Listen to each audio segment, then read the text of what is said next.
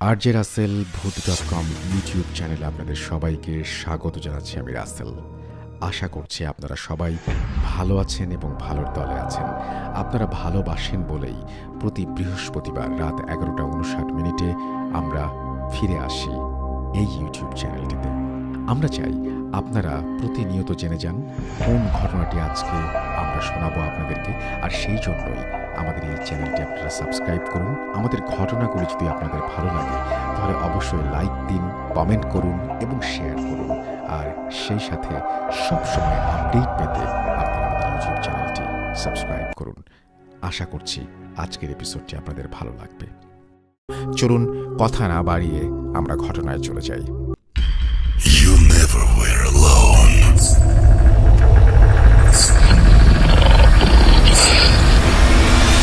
Juju আসছে। You are not alone. আমি শুধু তোমার সাথেই থাকতে চাই। Not alone.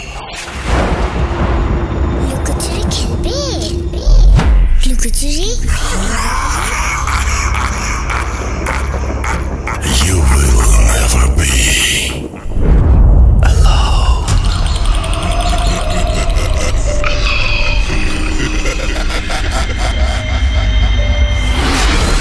Voot.com.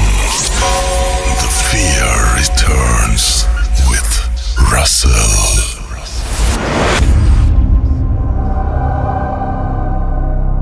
যেভাবে লেখা আছে আমি সেভাবেই পড়ছি।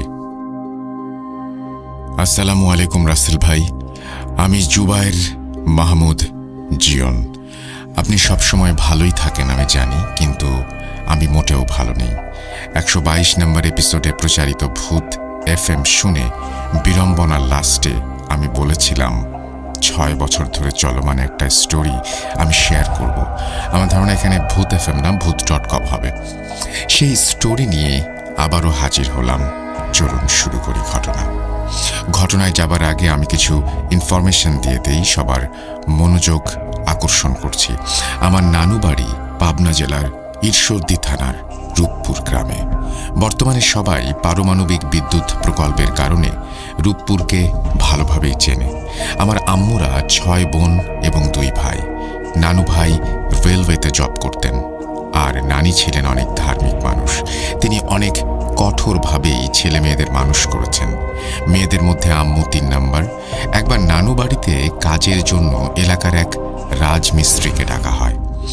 ছোটবেলা থেকেই আম্মুদের সবার পরিচিত ছিলেন তিনি। সবাই তাকে মান্নান ভাই বলে ডাকতেন। আমার মেজ খালা ছিলেন খালাদের ভেতরে সবচাইতে ভদ্র, এবং তিনি পড়ালেখাতেও ছিলেন তুখোর। এই মানুষটাই একদিন সেই রাজমিস্ত্রি মান্নানের সাথে বাড়ি থেকে পালিয়ে গেলেন। কেউ আসলে কোনোভাবেই বিষয়টা মেনে নিতে পারেননি তখন।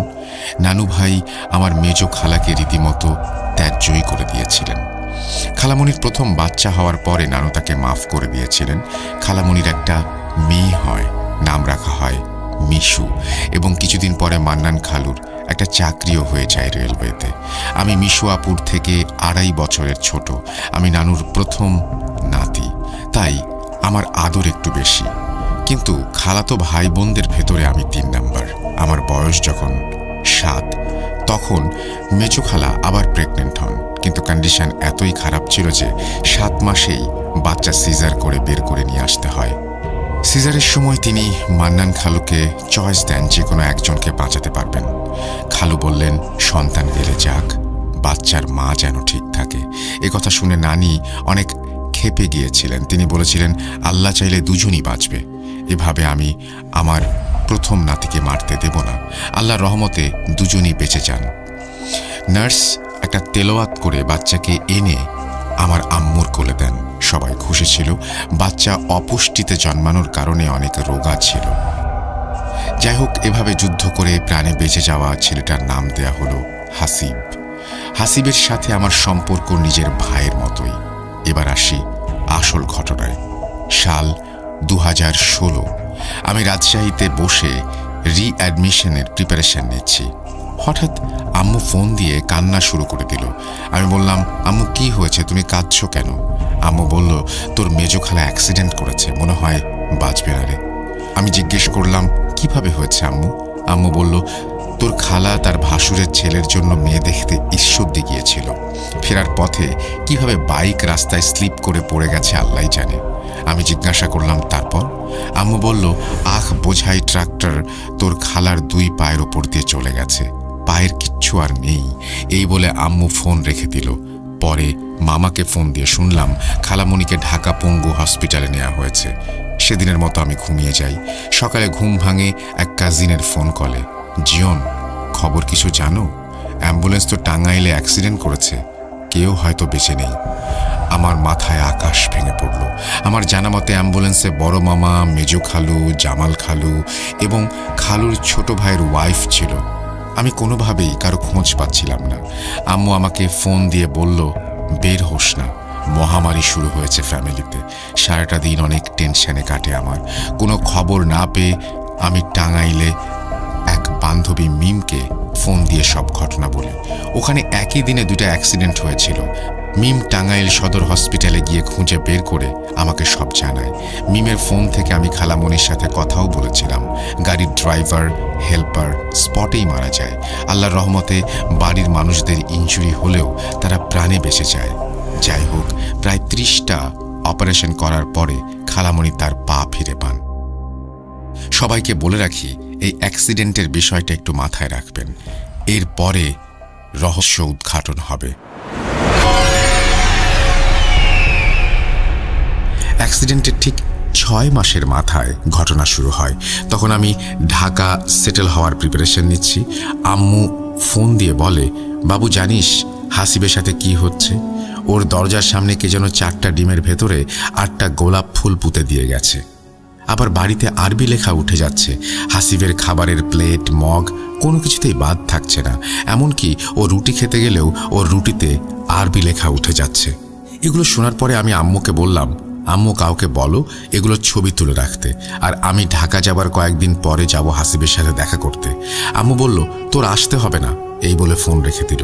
আমি ঢাকা আসার পর তার কয়েকদিনের মাথায় নানু বাড়ি চলে গেলাম। নানু বাড়ি থেকে মেজো খালার বাড়ি মাত্র 2 থেকে 3 মিনিটের পথ। আমি ব্যাগ রেখেই দৌড় দিলাম খালামণির বাসায়।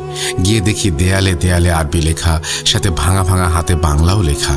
এরপরে আমি খালুর থেকে যা শুনলাম, বলছেন মান্নান খালু, হাসিবকে ওরা পড়তে দিচ্ছে না, খেতে দিচ্ছে না। হাতে বই ধরলে হাসিব চিৎকার করে অজ্ঞান হয়ে যাচ্ছে। বাড়ির বাইরে যেতে দেয় না।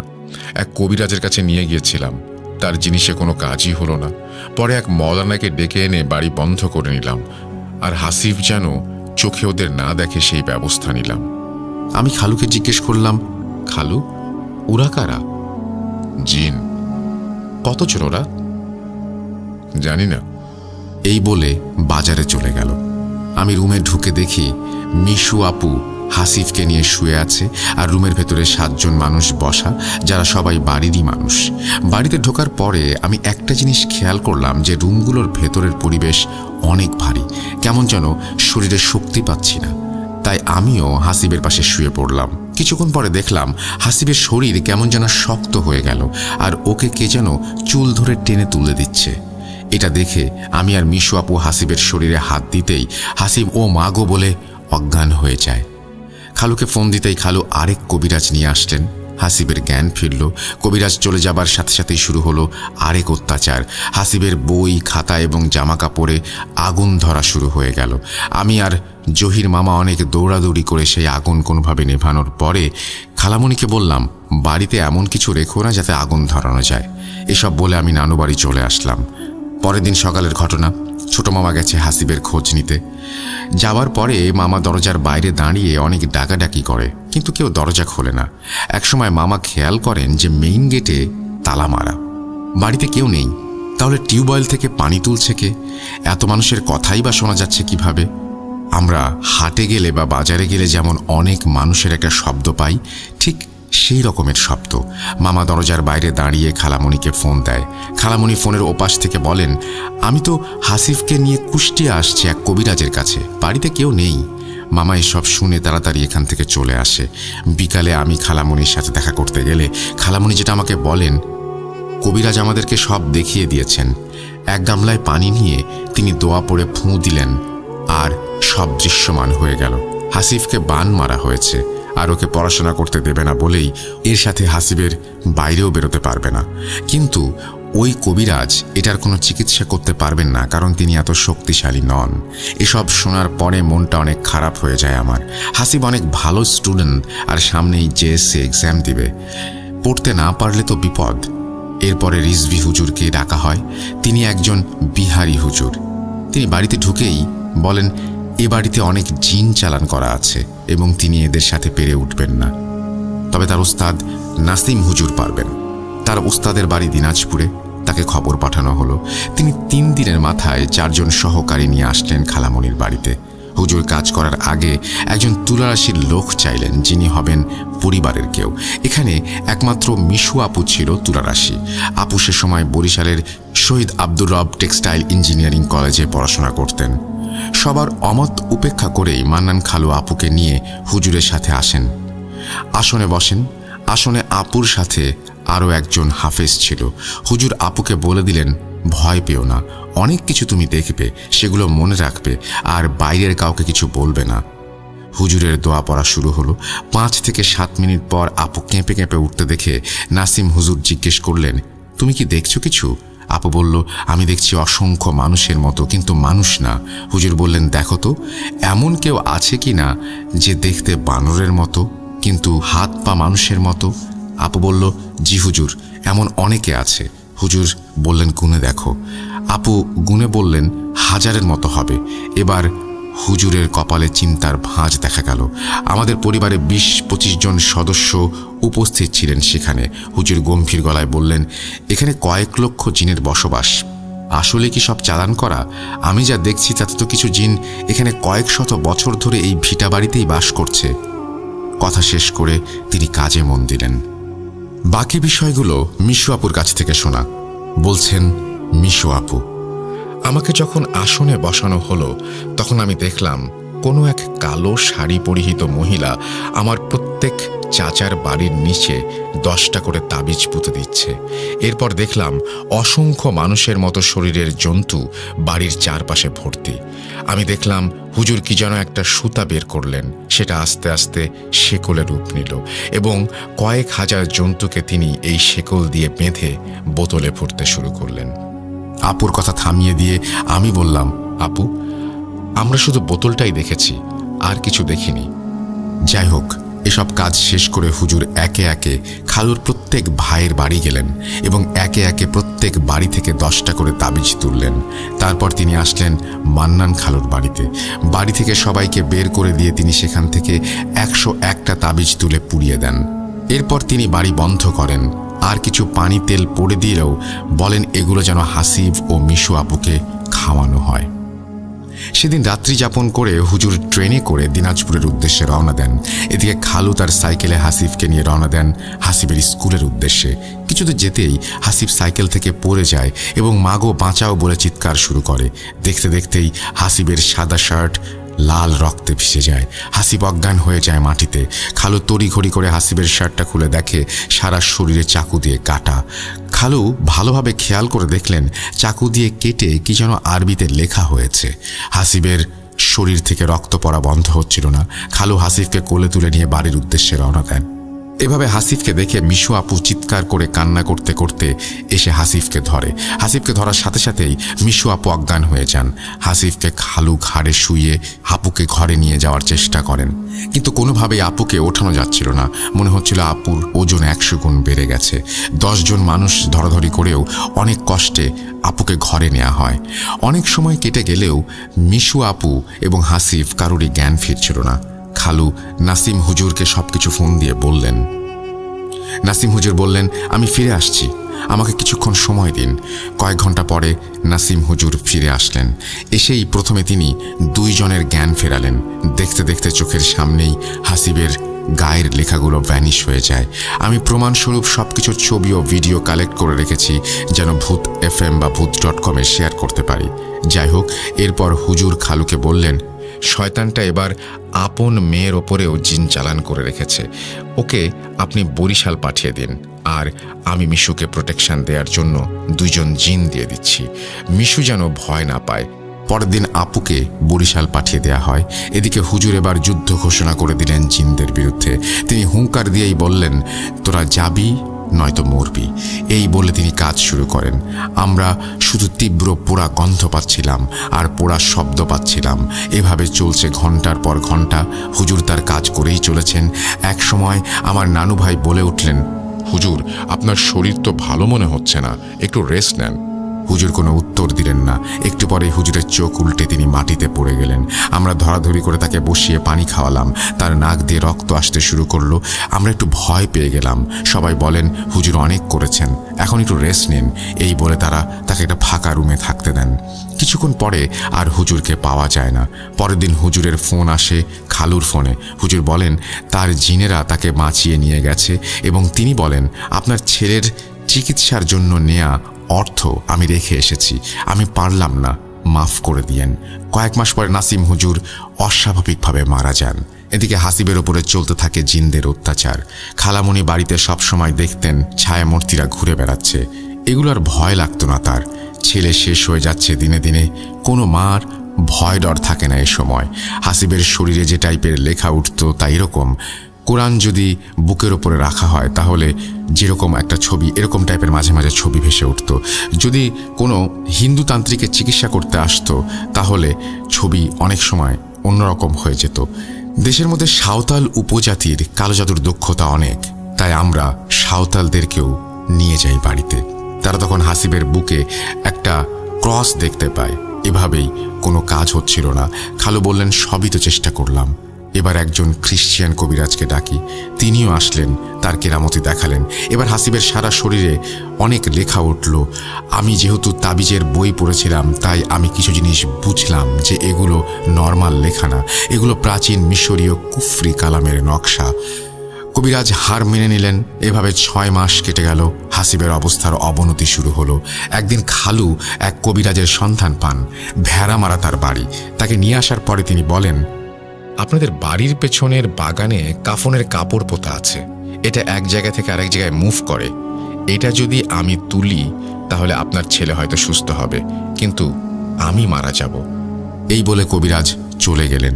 এদিকে দেয়ালে জিনেরা লিখে দিয়ে গেল, কাকে আনবি নিয়ে আয়, আমরা দলে দলে আসব, কোনোভাবেই আমাদেরকে হারাতে পারবি না।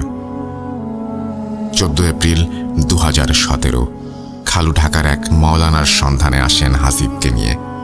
মওলানার বাড়িতে যাওয়ার পরে তিনি দেখেন সেখানে স্যুট বুট পরা একজন মধ্যবয়সী ভদ্রলোক বসে আছেন আর বই পড়ছেন। খালু সালাম দিলে তিনি সালামের উত্তর নিয়ে নিজের পরিচয় বলেন তিনি একজন স্বনামধন্য ইউনিভার্সিটির টিচার। খালু জিজ্ঞাসা করেন, আপনি কবিরাজ? ভদ্রলোক উত্তর দেন, আল্লাহ কখন কাকে কি বানিয়ে দেয় কেউ কি বলতে পারে? এরপর তিনি খালুকে রীতিমতো তুই তুকারি করে বলেন, তুই যে বাড়ি করেছিলি তুই জানিস না তোর নানার কবর আছে ওখানে? কবর নষ্ট করে বাড়ি করেছিস কোন সাহসে? এখন 3 পুরুষ পার হয় নাই, তোর নানা অনেক ভালো মানুষ ছিল এবং তার অনেক বন্ধু জিন ছিল যারা তোর নানার কবর জিয়ারত করতে আসতো। তোর বাড়ি করা দেখে তারা অনেক ক্ষুব্ধ হয় এবং তোর বউকে মারার জন্য অ্যাক্সিডেন্টটা ঘটায়। তোর বউ বেঁচে গিয়েছিল বলে টাঙ্গাইলে আবারও অ্যাম্বুলেন্স অ্যাক্সিডেন্ট করে। ভাগ্য এবারও ভালো যে তোরা কেউ মরিসনি। খালুর চোখ কপালে উঠে যায় তার কথা শুনে। এরপর তিনি খালুকে বলেন, শোন মান্নান, তুই যে তাবিজ করে মেয়ে ভাগিয়ে বিয়ে করেছিস এটাও কিন্তু আমি জানি। এখনো সময় আছে, ভালো হয়ে যা, নয়তো তোর ছেলে মরবে। খালু তার কাছে আকুতি করে জিজ্ঞেস করেন, ভাই এখন আমি কি করব? ভদ্রলোক বলেন, বাড়ি ভাঙবি, ভেঙে কবর সাজিয়ে দিবি। কবর খালু তার কথা মতো ভেঙে ফেলার চিন্তা করেন, কিন্তু হাসিফকে যে কালো জাদু করা হয়েছে এটাও তো প্রমাণিত। সবাই কনফিউজড হয়ে যান। লজিক্যালি 2 দিক থেকেই ঠিক, কিন্তু দুদিকের কানেকশন কোনোভাবেই পাওয়া যাচ্ছিল না। আমি এসব নিয়ে ঘাটাঘাটি আগে থেকেই করতাম। আমি অনেক চিন্তা করেও কোনো সুরাহা করতে পারলাম না। ইতোমধ্যে সেই ভেড়ামারা থেকে যে কবিরাজ এসেছিল, সে বাগানের নিচে কাফনের কাপড় আছে যেটা তুলতে পারলে হয়তো হাসিব সুস্থ হবে। সেই কবিরাজ বাড়িতে এসে খালুকে বললেন, আমি কাজ শিখে এসেছি, এবার আমি কাজ করব। তিনি কি যেন পরে ফু দেন মাটিতে আর চোখের সামনেই কাফনের কাপড়ের একটা পুটলি উঠে আসে। পুটলি খোলার পরে ওর ভেতর থেকে একটা মাটির পুতুল, 25টা সূচ, কয়েকটা রঙের সুতো, হাজারখানেক তাবিজ এবং কিছু কাগজ। আমি সব কিছুর ফটো আর ভিডিও নিয়ে ব্যস্ত ছিলাম। কবিরাজ কাজ করে চলে গেলেন, তাও হাসিব সুস্থ হলো না। খালু এবার চিন্তা করলেন তিনি বাড়ি ভেঙে ফেলবেন এবং বাগানের জায়গায় নতুন করে বাড়ি করবেন। যা ভাবা সেই কাজ। বাড়ি ভাঙলেন খালু। তারপরও হাসিব অসুস্থ। কিভাবে কি করবেন তিনি বুঝতে পারছিলেন না। একদিন এক প্রবীণ হুজুর হাসিবকে দেখতে আসেন। তিনি খালামণিকে কিছু আমল শিখিয়ে দিয়ে যান এবং বলেন এগুলো হাসিব যেন নিয়মিত করে। এভাবেই চলতে থাকে হাসিবের দিন। একদিন হাসিব অজ্ঞান হয়েছিল। খালামণি পাশে বসে কোরআন পড়ছিল। হঠাৎ কেউ একজন অনেক ভারী একটা গলায় খালামণিকে সালাম দেন। বাড়িতে কেউ নেই তখন। খালামণি সালামের উত্তর নিয়ে বললেন, কে? উত্তরে সেই ভারী গলাটি বলল, আমার নাম বলা যাবে না, কিন্তু আমি একজন জিন। আমি হাফেজ। তোর ছেলেকে দেখে আমার অনেক কষ্ট হয়। তোরা ভালো না হলেও তোর ছেলে অনেক ভালো। কথা দিচ্ছি আমি তোর ছেলেকে বাঁচাবো। আমি চিঠি লিখে তোকে যা করতে বলবো তুই তাই করবি। এই বলে চুপ হয়ে যায়। একটু পর হাসিবের জ্ঞান ফিরে আসে। সব আস্তে আস্তে স্বাভাবিক হতে থাকে। আর চিঠিতে খালামণিকে বলে যায়, আমরা রইলাম, হাসিবের ক্ষতি করব না, কিন্তু হাসিবের মতের বিরুদ্ধে যেন কিছু করা না হয়। সাল 2018। আমি ঢাকায়। ফোনে সকল প্রমাণ নিয়ে আমি ভূত এফএমে ঘটনা পাঠানোর প্রস্তুতি নিচ্ছিলাম। একদিন ভার্সিটি যাবার সময় আমার ফোনটা হারিয়ে যায়। খুব মন খারাপ ছিল। মিশু আপুকে ফোন দিয়ে বললাম, আপু তোর কাছে সব ছবি আর ভিডিও আছে, আমাকে একটু মেইল করবি? আপু বলল, ভাই সব কিছু নষ্ট হয়ে গেছে, মেমোরি কার্ডটা কাজ করছে না। আমাদের যার যার কাছে প্রমাণ ছিল সব প্রমাণ একদিনেই নষ্ট হয়ে যায়। গুগল ড্রাইভেও আমি কিছু খুঁজে পাচ্ছিলাম না, সব কিছু ভ্যানিশ। সেবারের মতো আর মেইল করতে পারলাম না। আমি ভাবছিলাম হয়তো এখানেই শেষ, কিন্তু শেষ হলো না। আমি যখন ইমেইল লিখছিলাম তখন বাসায় কেউ ছিল না। বাইরে বৃষ্টি হচ্ছিল। বারান্দায় বসে আমি ইমেল লেখার সময় লক্ষ্য করলাম কিছু একটা আছে আমার পাশে। রুমের ভেতরে তাকাতেই একটু ভয় পেয়ে গেলাম। একটা ছায়ার মতন বাম পাশ থেকে ডান পাশে সরে গেল। বাসায় আমি ব্যতীত আর কেউ নেই তা আমার মনে হচ্ছিল। অজানা এক ভয় আমাকে পেয়ে বসে। সময়টা দুপুর 2:30। এরপর আমি 1 মাস পার হয়ে গেলেও ইমেল যতবার লেখা শুরু করি ঠিক ততবারই ওই ছায়া আমাকে আমার আশেপাশে থাকে। আমি ঘুরতে দেখি। কেমন যেন অনীহা চলে আসে লেখার ওপর। একবার ভেবেছি ভয়েস রেকর্ড করে পাঠাই, কিন্তু রাসেল ভাইয়ের কণ্ঠে স্টোরি শোনার একটা আলাদা তৃপ্তি।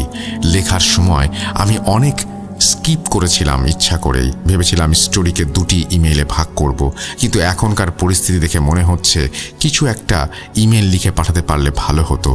আবারও শুরু করছি। একবার এক কবিরাজ এলেন বাড়িতে। এসে বললেন আমি কাজ করতে পারবো, কিন্তু হাসিবকে নদী পার করে যত দূরে পারবেন নিয়ে চলে যাবেন। খালামণি আর খালু 7-5 না ভেবেই হাসিবকে নিয়ে নীলফামারী হাসিবের এক চাচার বাসায় গেলেন এবং হাসিবের সাথে খালামণিকে রেখে আসলেন। নীলফামারী 7 দিন থাকার পর কবিরাজ বললেন ওখান থেকে হাসিবকে অন্য কোথাও নিয়ে যেতে। হাসিবের খোঁজ নাকি জিনেরা পেয়ে গেছে। সে সময় আব্বুর পোস্টিং ছিল নওগাঁ জেলার বাদলগাছিতে। হাসিবকে নিয়ে খালামণি আর খালু এবার আসলেন বাদলগাছি। সে সময় আমি ঢাকায় ছিলাম। রমজান মাসের ছুটি হওয়ায় আমি বাসায় চলে গেলাম। একটু আনন্দ হচ্ছিল যে হাসিব আছে বাসায় এই ভেবে।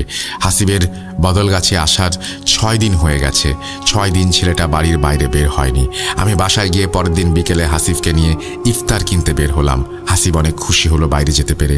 হঠাৎই হাসিব কেমন যেন চুপচাপ হয়ে গেল। আমাকে বলল, ভাইয়া তাড়াতাড়ি বাসায় চলো। আমি জিজ্ঞাসা করলাম, কি হয়েছে বলতো আমাকে? এই তো বেশ খুশিই ছিলি। হাসিব বলল, আমার পেছনে পেছনে কেউ আসছে ভাইয়া, মনে হচ্ছে আমাকে ধরবে। এসব শোনার পর আমি জলদি বাসায় চলে গেলাম এবং সবাইকে ডেকে সাবধান করলাম। আমার আম্মু একটু ভীতু মানুষ, তিনি একটু ভয় পেয়ে গেলেন। মাগরিবের পরে ইফতার শেষ করে আমি ক্লান্তিতে মেঝেতে শুয়ে পড়ি। হাসিব আমার সাথে ফাজলামি করছিল। হুট করে হাসিব জ্ঞান হারায়। আবারও সেই লেখাগুলো হাসিবের শরীরে উঠে গেছে। সারা বাড়ি আতরের কড়া গন্ধে ভরে গেছে।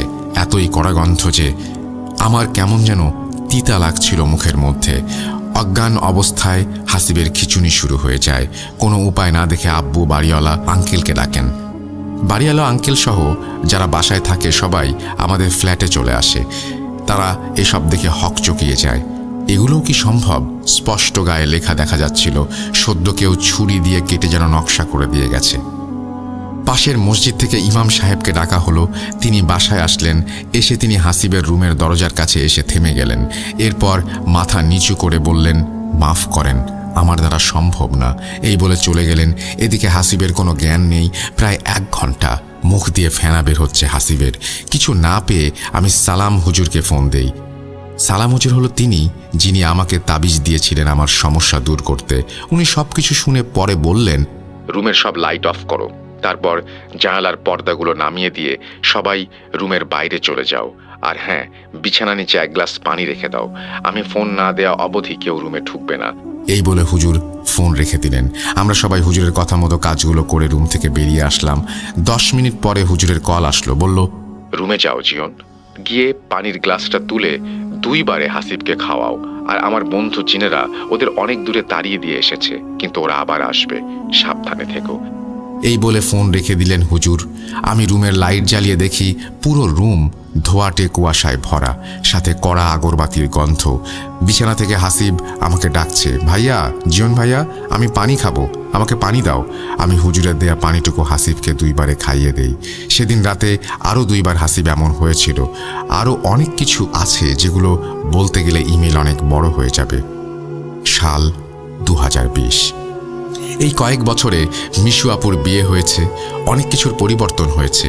খালু পুরাতন বাড়ি ভেঙে নতুন বাড়ি করেছেন পাশেই। একদিনের ঘটনা, আমি বাসার ছাদে উঠে দেখি আমার কাজিন মিম আর আমার বোন ইরানা কোনো একটা বিষয় নিয়ে অনেক হাসাহাসি করছে। জিজ্ঞাসা করতেই প্রথমে বলতে না চাইলেও মিম আমাকে বলল, ভাইয়া, হাসিব তো আমার বান্ধবীর প্রেমে পড়েছে। ওই যে আমার বেস্ট ফ্রেন্ড, কুষ্টিয়ায় বাসা, ফেসবুকে আলাপ হয়েছে হয়তো, তারপর প্রেম। আমি জানি মেয়েটা ভালো না। এসব যদি কেউ জানতে পারে হাসিবকে সবাই প্রচুর বকাবকি করবে। এগুলো চিন্তা করে একটু টেনশন হচ্ছিল। পরের দিন নানু বাড়ি যাবার কথা আমার, তাই ভাবলাম গিয়েই আগে হাসিবকে জিজ্ঞেস করব এই ব্যাপারটা। পরদিন সকাল 6টায় মেজো খালামণির ফোন কলে আমার ঘুম ভাঙে। খালামণি আমাকে বলেন, জিয়ন, তুমি যা জেনেছ আর কাউকে তা বলো না। তোমার নামে একটা চিঠি এসেছে, তাড়াতাড়ি আমার বাসায় এসো। বিকেলে আমি নানু বাড়ি গিয়ে দেখি মেজো খালা আমার জন্য বসে আছে। আমাকে দেখতেই আমার হাত ধরে আমাকে মাঠের মধ্যে নিয়ে গিয়ে একটা চিঠি দেন আমার হাতে, একটা সিলগালা করা চিঠি। এটা শুধু নাকি আমিই পড়তে পারবো। চিঠিটার সারাংশটা ছিল ঠিক এমন, আমি হাসিবকে খারাপ পথে যেতে দেব না। হাসিব যে মেয়ের পাল্লায় পড়েছে সে একটা শয়তান মেয়ে, হাসিবের সব শেষ করে দেবে। জিয়ন, তুই হাসিবকে বুঝাবি, ও কারো কথা না শুনলেও তোর কথা শুনবে, তোকে পারতেই হবে। চিঠিটা খালামণিকে ফেরত দিয়ে আমি বললাম, হাসিব কোথায়? খালামণি বলল, খেলতে গেছে। আমি বললাম, আসলে বলবেন আমি নানু বাড়ি এসেছি, ও যেন অবশ্যই আমার সাথে দেখা করে। মাগরিবের পরে আমি হাসিবের সাথে বাজারে গেলাম চা খেতে। তখন একটু লজ্জা নিয়েই হাসিবকে বললাম, হাসিব, তুই প্রেম করছিস? মেয়েটা ভালো না, বিপদে পড়ার আগে সরে আয় হাসিব। হাসিব আমার দিকে অবাকভাবে তাকিয়ে বলল, তুমি কিভাবে জানলে? আমি যেভাবে জানলাম সেটা তোর জানতে হবে না, শুধু এইটুকু মাথায় রাখ, তোর সামনে বিপদ আছে, সরে আয় ওসব থেকে। সেদিন রাতে আমি হাসিবের সাথেই ছিলাম। এরই মধ্যে করোনা শুরু হয়ে গেল দেশে। লকডাউনে আটকে গেলাম নানু বাড়ি। কয়েকদিন পরে মেজো খালা আমাকে ডেকে বলল, হাসিব স্বপ্নে কি দেখেছে জিজ্ঞেস করো, তোমার নামে আবারও চিঠি এসেছে, শুধু তোমাকেই জানতে হবে, আর কেউ জানবে না। আমি হাসিবকে নিয়ে মাঠের মধ্যে দাঁড়িয়ে বললাম, হাসিব, তোর স্বপ্নের কথা আমাকে বল, আমাকে জানতে হবে। বলছে হাসিব। আমি ঘুমানোর একটু পরেই রুমের পরিবেশটা অনেক ঠান্ডা হয়ে যায়। আমি অনুভব করছিলাম। তারপর কিছু জিনিস আমি দেখি। একজন হুজুরের মতো লম্বা মানুষ আমাকে বলছে, হাসিব, আমি চাই না তুমি খারাপ কিছু করো। তোমাকে আমি আলেম বানাতে চাই, তোমাকে দিয়ে খারাপ কাজ করাতে চাই জিনেরা। একবার ওদের ফাঁদে পা দিলে আবারও অনেক কষ্ট সহ্য করতে হবে তোমায়। তুমি পুরাতন বাড়িতে জিয়নকে নিয়ে যাও, তাহলে সব বুঝে যাবে। হাসিবের কথা শুনে আমি একটু চিন্তায় পড়ে যাই। এইভাবে আমি জড়িয়ে যাব ভাবিনি কখনো। আমি আর হাসিব ওদের পুরাতন বাড়িতে গেলাম। ভাঙা দেয়ালে অনেক আরবি লেখা উঠে গেছে। ভাঙা ভাঙা বাংলায় একটা লেখা দেখে আমি চমকে উঠলাম। ওখানে লেখা, আমরা আসছি, তোরা তৈরি থাক। আমি হাসিবকে বললাম, বুঝেছিস এবার, নাকি সব বুঝিয়ে বলতে হবে তোকে? হাসিব মাথা নিচু করে বলল, ভাইয়া, আমি বুঝতে পেরেছি। অনেকে কনফিউজড হতে পারেন, এর জট খুলবে পরে, সবুর করুন। সাল 2022। আমি ফাইনাল পরীক্ষা শেষ করে ভার্সিটিকে এক প্রকার বিদায় জানিয়েই রিল্যাক্স সময় পার করছিলাম ঢাকায়। ঢাকাতে আমার কয়েক ফ্রেন্ড মিলে মিরপুর 11 এভিনিউ 5-এর একটা বাসায় থাকি। বাসাতে 3টা রুম, 2 রুমের সাথে 2টা বারান্দা। আমি বারান্দায় বসে ফোনে গেম খেলছিলাম। এরই মধ্যে আম্মুর ফোন আসলো। হ্যালো আম্মু। জিয়ন, তোকে বলা হয়নি, তোর পরীক্ষার জন্য সবাই বারণ করেছিল যেন তোকে কিছু বলা না হয়। কি হয়েছে আম্মু? হাসিবের তো আবারও শুরু হয়েছে, আগের থেকেও ভয়াবহ। কিছু খেতে দিচ্ছে না, খাবার মুখে দিলে অজ্ঞান হয়ে যাচ্ছে। 5 দিন ধরে কিছু খায় না, শুধু পানির ওপর জীবিত। কবে থেকে আম্মু? এপ্রিল মাস থেকে। এই বলে আম্মু ফোন রেখে দিল। আমি পরের দিনই চলে গেলাম নানু বাড়ি। প্রচণ্ড গরম আর রমজান মাস। আমি বাস থেকে নেমে রূপপুর মোড় থেকে একটা রিক্সা নিয়ে রওনা হই নানু বাড়িতে। রিক্সা থেকে নেমেই দেখি হাসিব পাঞ্জাবি পরে কই যেন যাচ্ছে। আমি ডাক দিতে একটা শুকনো মুখে হাসি দিয়ে হাসিব আমার কাছে আসলো। কোথায় যাচ্ছিস? আমি ছোট ছোট ছেলে পেলেদেরকে আরবি পড়াই মসজিদে। আজকে ওরা একসাথে ইফতার করবে, তাই মসজিদে যাচ্ছি। ঠিক আছে, তুই যা, আমি ইফতার করে তোর বাসায় আসছি। এই বলে দুইজন দুই দিকে হাঁটা দিলাম। মাগরিবের পরে হাসিবের সাথে কথা বলতে ওর বাসায় গেলাম। খালামণি আমাকে দেখে একটা চিঠি বের করে দিল। এবার প্রমাণ রাখার উদ্দেশ্যে ছবি তুলে রাখলাম। আমি হাসিবের রুমে ঢুকে একটু অস্বস্তি বোধ করছিলাম। কেমন যেন গুমোট হয়ে আছে, একেবারে সাইলেন্ট চারিদিকে। হাসিব যেন বিছানার সাথে মিশে গেছে। আমি ওকে খাওয়ানোর চেষ্টা করছিলাম। হুট করেই আমার চোখের সামনে অজ্ঞান হয়ে গেল হাসিব। গায়ে এবার কেটে লেখা না, কি যেন দিয়ে লেখা। আমি খালামণিকে জোরে ডাক দিলাম। খালামণি এসে হাসিবকে পানি পড়া ছিটিয়ে জ্ঞান ফেরালো। হাসিবের অনেক কষ্ট হচ্ছিল। আমি সেদিন রাত 10টা অবধি ছিলাম ওর পাশে। এরপর চলে আসলাম নানু বাড়ি। সেদিন রাতে হাসিব তার মা বাবাকে মেরে ফেলবে বলে চিৎকার করতে থাকে এবং ছুরি নিয়ে তাড়া করতে থাকে। নিজেও নাকি মরে যাবে এসব বলতে বলতে অজ্ঞান হয়ে যায়। সকালে হাসিবকে দেখতে গিয়ে দেখি বাসার বাইরে তালা ঝুলছে। আমি খালামণিকে ফোন দিয়ে জিজ্ঞাসা করতেই বলল তারা বিকেলে আসবে। বিকেলে এসে দেখি হাসিব বিছানায় শুয়ে আছে। খালামণির কাছে জিজ্ঞাসা করে জানতে পারলাম খালামণি হাসিবকে নিয়ে এক মুফতি সাহেবের কাছে গিয়েছিলেন। তিনি অনেক বয়স্ক, 110 বছর বয়স ওনার। উনি হাসিবকে দোয়া পড়ে ফু দিয়ে অনেক খাবার খাইয়ে দিয়েছেন আর বলেছেন এই কাজটা আমি যদি না পারি কেউ পারবে না। এই বলে তিনি তার ফোন নাম্বার খালামণিকে দিয়েছেন, বলেন পরে যোগাযোগ করতে। তিনি মূলত পাবনায় এসেছিলেন একটা ওয়াজ মাহফিলে কথা বলার জন্য, তাই বেশি সময় দিতে পারেননি। বাসায় যখন খালামণি ফিরে আসলেন তখন গেট খুলে ভেতরে পা দিতেই হাসিব অজ্ঞান হয়ে যায় আর একটা চিঠি খালামণির হাতে কে যেন দিয়ে যায়। খালামণি হাসিবের জ্ঞান ফিরিয়ে চিঠিটা খুলে পড়েন। চিঠির সারাংশ ছিল এই রকম, এই চিঠিটা মুফতি সাহেবকে দিস। যত বড়ই মুফতি হোক না কেন আমার সাথে পারবে না। আমার লেখা দেখলেই সে বুঝবে আমি কে। যা, কি করার করবি করে নিস। সবকিছু শুনে আমি টেনশনে পড়ে যাই। আমার মাথায় তখন ভূত.com-এর আরিফ ভাইয়ের কথা মাথায় আসে। ওনাকে তো কালো জাদু করা হয়েছিল। আমি অনেক চেষ্টা করে আরিফ ভাইয়ের সাথে যোগাযোগ করি।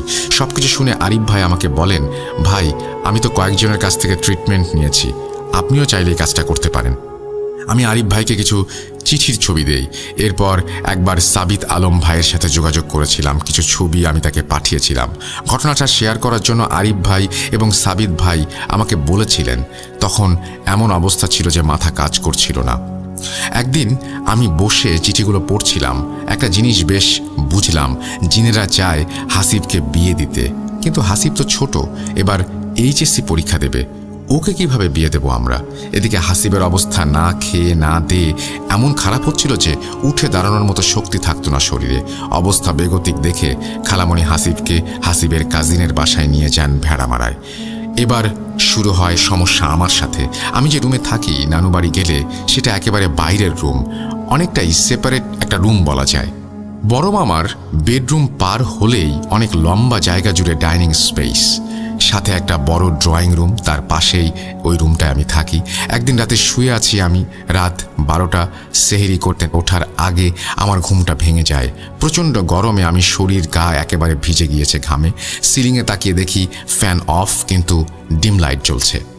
আমার স্পষ্ট মনে আছে আমি ফ্যান অন করে ঘুমিয়েছি। ভাবলাম কোনো কাজিন হয়তো মজা করে ফ্যান অফ করে দিয়েছে, দরজাও লক করি নাই। ঘুমিয়ে গেলে সেহরির জন্য ডাকলে যদি শুনতে না পাই সেজন্য আমি উঠে গিয়ে ফ্যান আবারও সুইচ অন করে দিলাম।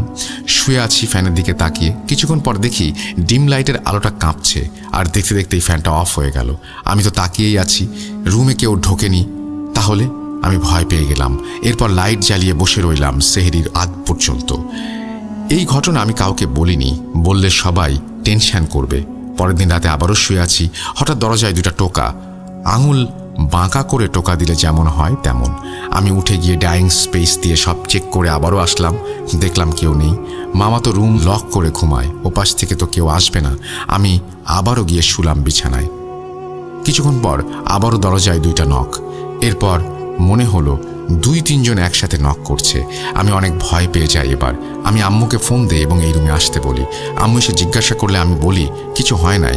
আম্মু আমাকে আর এই রুমে থাকতে দিল না, আমাকে সাথে করে নিয়ে চলে গেল অন্য রুমে। আম্মু আর আমি এক বিছানাতেই থাকলাম সে রাতে। পরের দিন আম্মুকে বললাম যে আমার সাথে কি হয়েছে। আম্মু আমাকে বললেন হাসিবের বিষয় নিয়ে কম ঘাটাঘাটি করতে। আরেক দিনের ঘটনা বলি। প্রচণ্ড গরমে লোডশেডিং হচ্ছে। আমার ফ্রেন্ড সাইমা আমাকে ফোন দিয়ে হাসিবের অবস্থা জানতে চাচ্ছিল। আমি কথা বলতে বলতে বাসার ছাদে চলে গেছি। কথা বলতে বলতে একসময় আমি খেয়াল করি ছাদের একদম কোনায় কিছু একটা দাঁড়ানো। আমি ডাক দিলাম, কে ওখানে? উত্তর আসলো, ভাইয়া আমি কে, সামনে আয় তো। কাছে আসতে আমি তার চেহারা দেখে অজ্ঞান হয়ে যাওয়ার মতো অবস্থা। এ তো হাসিব, চাঁদের আলোয় স্পষ্ট দেখা যাচ্ছে। কিন্তু হাসিব তো ভেড়া মারায়, ও এখানে আসবে কিভাবে? আমি কিছু না ভেবে পেছন ফিরে ছাদ থেকে নেমে চলে আসি। ছাদের দরজা লক করে সিঁড়িতে বসে পড়ি আর ভাবতে থাকি আমার সাথে কি শুরু হলো। এমন আরও অনেক ঘটনা ফ্যামিলির অনেকের সাথে ঘটতে থাকে। এর ঠিক 2 দিন পরে হাসিবকে বাসায় নিয়ে আসা হয়। কয়েকদিনে হাসিব একটু সুস্থ হয়েছে। দিনটা ছিল শুক্রবার রাত। হঠাৎ খালু আর খালামণি হাসিবকে নিয়ে নানু বাড়ি আসলো। আমি জিজ্ঞাসা করলাম কি হয়েছে। হাসিব বলল কোনো একজন কবিরাজের সন্ধান পেয়েছেন তারা, টঙ্গীতে নিয়ে যাবে। কিন্তু হাসিব আমাকে সঙ্গে নিয়ে যেতে চায়। রমজান মাস, আমার শরীরও খুব একটা ভালো যাচ্ছিল না। তারপরেও হাসিবের কথা চিন্তা করে আমি রাজি হয়ে গেলাম। আমরা অনেক আগেই ঈশ্বরদী স্টেশন থেকে রাতের ট্রেন ধরে রওনা দেই। ট্রেন লেট থাকায় প্ল্যাটফর্মে 2 ভাই ঘোরাঘুরি করছিলাম। 12টা বাজতেই ভূত.com শুরু হলো। আমি আর হাসিব ভূত.com শুনছিলাম। রাত 1:45 ট্রেন আসলো। যথারীতি ট্রেনে উঠে বসলাম, কিন্তু ঘুম সে রাতে আর হলো না। সকাল 7:30 ট্রেন টঙ্গী স্টেশনে পৌঁছায়। ওখান থেকে আমরা শহরের ভেতরে যাবার জন্য রওনা হলাম। 8টার দিকে একটা জায়গায় আমরা নামলাম, কোন একটা মার্কেট। তখনও দোকানপাট খোলেনি ঠিক মতো। এরই মধ্যে একজন যুবক আসলেন এবং খালুকে ইশারা করে তার পেছন পেছন যেতে বললেন। প্রথমে ভেবেছিলাম ইনি হয়তো কবিরাজ। কয়েক মিনিট হাঁটার পর আমরা অবশেষে তার বাড়ি পৌঁছালাম। যুবক বললেন, বসুন আপনারা, মুফতি সাহেব রোগী দেখছেন, আমি ওনার ড্রাইভার, এই বলে চলে গেলেন। কিছুক্ষণ পর সেই যুবক এসে বললেন, চলুন, হুজুর ডাকছেন আপনাদের। হুজুরের রুমে ঢুকতেই দেখলাম একজন মধ্যবয়স্ক মানুষ, পরনে তার জব্বা, বাবরি চুল, মাথায় একটা টুপি। তার চেহারাটা আমার পরিচিত, খুবই পরিচিত, কোথায় যেন দেখেছি। আমি তখন আরও ভালোভাবে লক্ষ্য করলাম কিছুক্ষণ। তার ভয়েস শোনার পর আমি তাকে প্রশ্ন করলাম, হুজুর, আপনি মীর মুফতি মোজাম্মেল হোসেন সাইফি না? তিনি একটু মৃদু হেসে বললেন, হ্যাঁ। আমি তখন একটু খুশি হয়ে বললাম, হুজুর, আপনার জিন সম্পর্কিত বয়ানগুলো আমি শুনেছি ইউটিউবে। যাই হোক, কথাবার্তা শেষ করে হুজুর খালুর দিকে তাকিয়ে একটু বিরক্ত হলেন এবং রাগান্বিত কণ্ঠে বললেন, আপনার তো ঈমান ঠিক নেই, আপনি কি করে শরীক হবেন? মান্নান খালু তখন হুজুরের সাথে তর্কে জড়িয়ে পড়লেন। একসময় হুজুর বলেই বসলেন, আমার হাত কিন্তু বেশি চলে, আর একটা কথা বলবেন না। খালু চুপ হয়ে বসলেন। হুজুরের হাতে খালু তখন চিঠি ভর্তি ব্যাগটা দিলেন, জিনেদের চিঠি লেখা। হুজুর প্রশ্ন করলেন, আচ্ছা, আপনারা এত শিওর কিভাবে যে চিঠিগুলো জিনেরাই লেখে? কোনো মানুষও তো লিখে ফেলে দিয়ে যেতে পারে। তখন আমি বললাম, হুজুর, আপনি ধরুন আপনি চোখের পলক ফেললেন আর দেখলেন আপনার সামনে একটা চিঠি, এটা মানুষের পক্ষে কি সম্ভব? হুজুর চিঠিগুলো পড়লেন। এবার হুজুর তার ড্রাইভারকে ডাক দিয়ে বললেন, 1 গামলা পানি নিয়ে আসো। পানি নিয়ে আসলে হুজুর তাতে ফু দিয়ে চিঠিগুলো ডুবিয়ে রাখলেন। এরপর তিনি বললেন, এগুলো নষ্ট হতে 5 দিন সময় লাগবে, থাকুক এগুলো এখানে। এরপর তিনি হাসিবকে আসনে বসালেন এবং হাসিবের 2 হাতের মধ্যে লবণ দিয়ে বললেন, তুমি এই লবণগুলো মুঠো করে ধরে রাখবা। আর আমাকে আর খালুকে বললেন আমরা যেন হাসিবের 2 হাত ধরি, কারণ তিনি হাসিবের ওপর চালান করা জিনদের ডাকবেন। আমি হুজুরকে বললাম, হুজুর, ওরা তো হাজির হয় না। হুজুর বললেন, আল্লাহর কালামের ওপরে কিছু নেই, আমি দেখতে চাই ওরা কতটা শক্তিশালী। হুজুর হাসিবকে বললেন, হাসিব, চোখ বন্ধ করো, আর কিছু দেখলে ভয় পেও না। এই বলে হুজুর রুকায়া শুরু করলেন।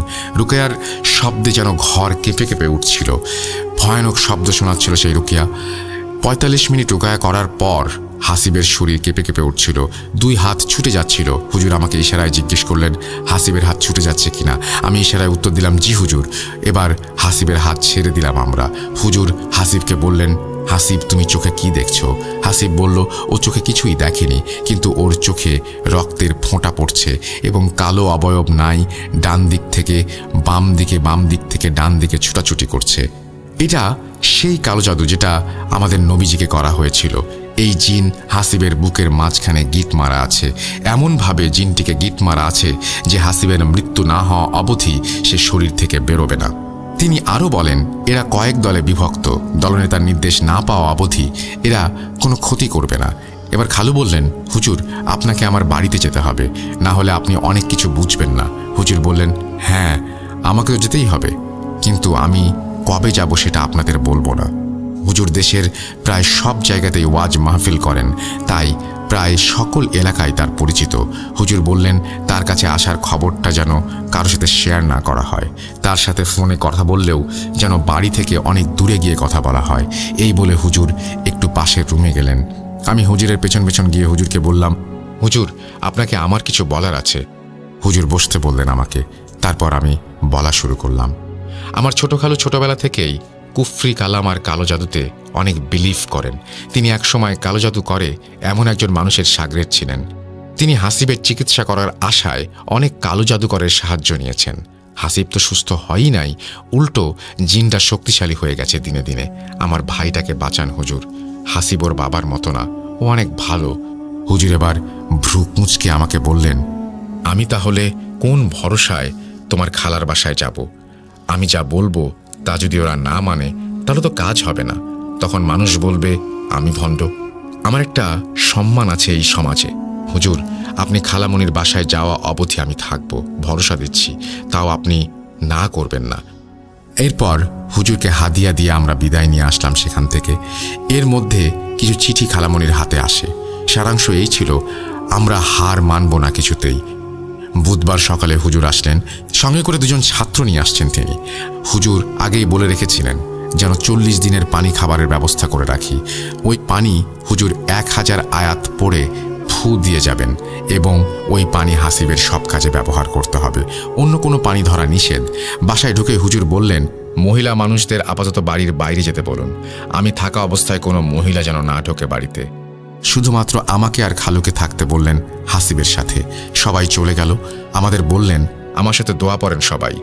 তিনি জোরে জোরে দোয়া পড়ছিলেন এবং তার বাংলা অর্থও বলে দিচ্ছিলেন। আমরা তাকে অনুসরণ করছিলাম। তিনি ঘুরে ঘুরে বাড়ির সকল দরজায় দোয়া পড়ে ফু দিলেন। দোয়া পড়তে পড়তে খেয়াল করলেন ওয়ার্ড্রপের গায়ে আরবি লেখা উঠে গেছে। তিনি লেখাটা পড়ে বললেন, এটা মোহাব্বত জিন, এ আপনার ছেলেকে অনেক ভালোবাসে। এরপর হুজুর হাসিবকে একটা রুমে বসালেন এবং খালুকে জিজ্ঞেস করলেন, আপনার বাড়িতে তো জিনের বসবাস কিভাবে? এতগুলো জিন কেউ চালান করেনি। চালান করা জিনও আছে, কিন্তু এখানে তো অনেক রকমের জিন আছে। কেউ আপনাদের দ্বারা আঘাতপ্রাপ্ত, কারো আবার অনেক রাগ আপনাদের ওপরে, কেউ আপনার ছেলেকে এদের হাত থেকে বাঁচানোর চেষ্টা করছে। বিষয়গুলো অনেক কমপ্লিকেটেড। আচ্ছা, আপনাদের দ্বারা কি কোনো কালো সাপ মারা হয়েছিল? একটু মনে করে বলুন তো। খালু এবার বললেন, প্রায় 5-7 বছর আগে রোজার ঈদের দিনে একটা কালো সাপ উঠেছিল খালুর গায়ে। খালুর এক ভাই এই সাপটা মেরেছিল। এই সাপ মারার ঠিক 6 মাসের মাথায় খালুর সেই ভাই মারা যায়। এগুলো শোনার পরে হুজুর বললেন, শুনুন, যদি কোনো সাপ এমন দেখেন তাহলে তাকে 3 বার বলবেন, তুমি জিন হও যদি, তাহলে তুমি চলে যাও। এরপর যদি না যায় তাহলে মারতে পারেন। যাই হোক, এরপর হুজুর ও তার ছাত্ররা হাসিবকে নিয়ে বসে রুকায়া শুরু করেন। হাসিবের পাশে আমি বসা। হুজুর হাসিবকে বললেন, তুমি অনেক ভয়ানক কিছু দেখতে পারো, কিন্তু ভয় পেও না। এরপর হাসিবের চোখ বন্ধ করতে বললেন হুজুর। তারপর হাসিবের ওপরে হুজুর হাত রেখে রুকায়া করা শুরু করলেন। রুকায়া চলাকালীন সময়ে আমার চোখ শুধু বাইরের গাছের দিকে যাচ্ছিল। কোথাও যদি কোনো কিছুর উপস্থিতি থাকে তাহলে আমি বুঝতে পারি। আমার মনে হচ্ছিল গাছ থেকে কেউ আমাদের দেখছে। রুকায়া করেই চলেছেন হুজুর।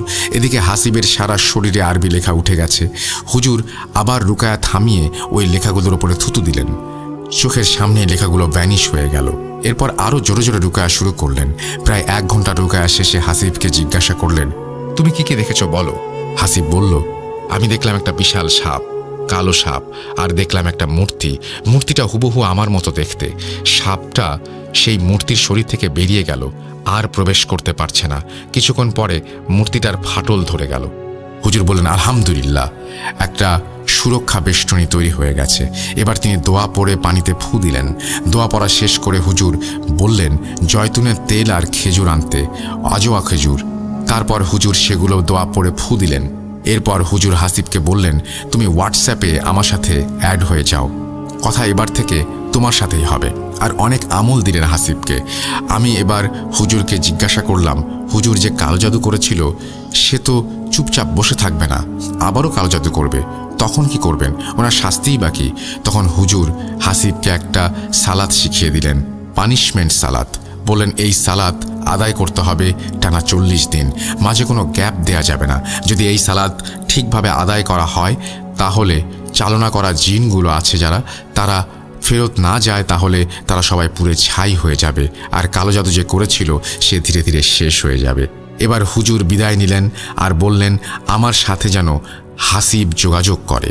যাবার সময় আমাকে বলে গেলেন আমি যেন হাসিবকে গাইড করি এই সমস্ত বিষয়গুলোতে, কাজগুলো ঠিকভাবে করেছেন কিনা তা লক্ষ্য রাখি যেন। হুজুর বিদায় নিলেন। পরের দিন আমি চাটমোহর চলে যাব ঈদ করতে, তাই আমি খালামণিকে বললাম যেন একটু খেয়াল রাখে। পরদিন সকালে আমি হাসিবের সাথে দেখা করতে যাই। ওর রুমে ঢুকেই পোড়া গন্ধ পাচ্ছিলাম। হাসিবকে বললাম, কিরে নামাজ শুরু করেছিস? হাসিব উত্তরে বলল, জি ভাইয়া। আমি বললাম, ভাই থাক, আমি চলে যাচ্ছি, সাবধানে থাকিস। এই বলে আমি বিদায় নিলাম। কি ভাবছেন ঘটনা শেষ? না, ঘটনা আরও আছে, তবে আজকে আর না, অন্য কোনো ইমেইলে আবারও শেষ করব। আমি গুছিয়ে লিখতে পারি না। আমি অনেক খারাপ অভিজ্ঞতার শিকার হয়েছি এই ইমেল লেখার সময়। সবাই হাসিবের জন্য দোয়া করবেন। আমি রাসেল ভাইয়ের জন্য প্রমাণ হিসেবে একটা গুগল ড্রাইভ লিঙ্ক দিচ্ছি, ওখানে সকল প্রমাণ পেয়ে যাবেন। খালার বক্তব্য, হুজুরের রোকেয়ার কিছু অংশ সব চুরি করে আমি রেকর্ড করেছিলাম, তবে রিকোয়েস্ট থাকবে প্রমাণগুলো যেন পাবলিক করা না হয়। আমাকে যদি স্টুডিওতে ইনভাইট করা হয় তাহলে আমি অবশ্যই স্টুডিওতে গিয়ে ঘটনা শেয়ার করতে পারবো। আর যদি রাসেল ভাইয়ের সাথে দেখা করার ইচ্ছা আমার অনেক দিনের, লেখার মাঝে কোনো ভুল ত্রুটি হলে ক্ষমা সুন্দর দৃষ্টিতে দেখবেন।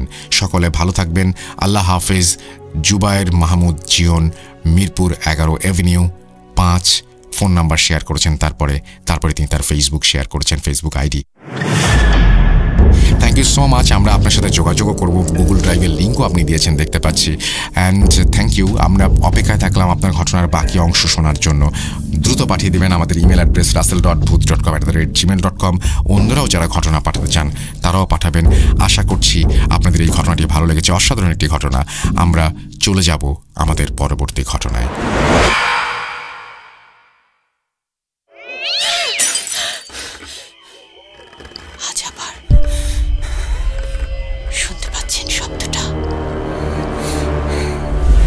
ভয়ের আরেক নাম booth.com with Russell.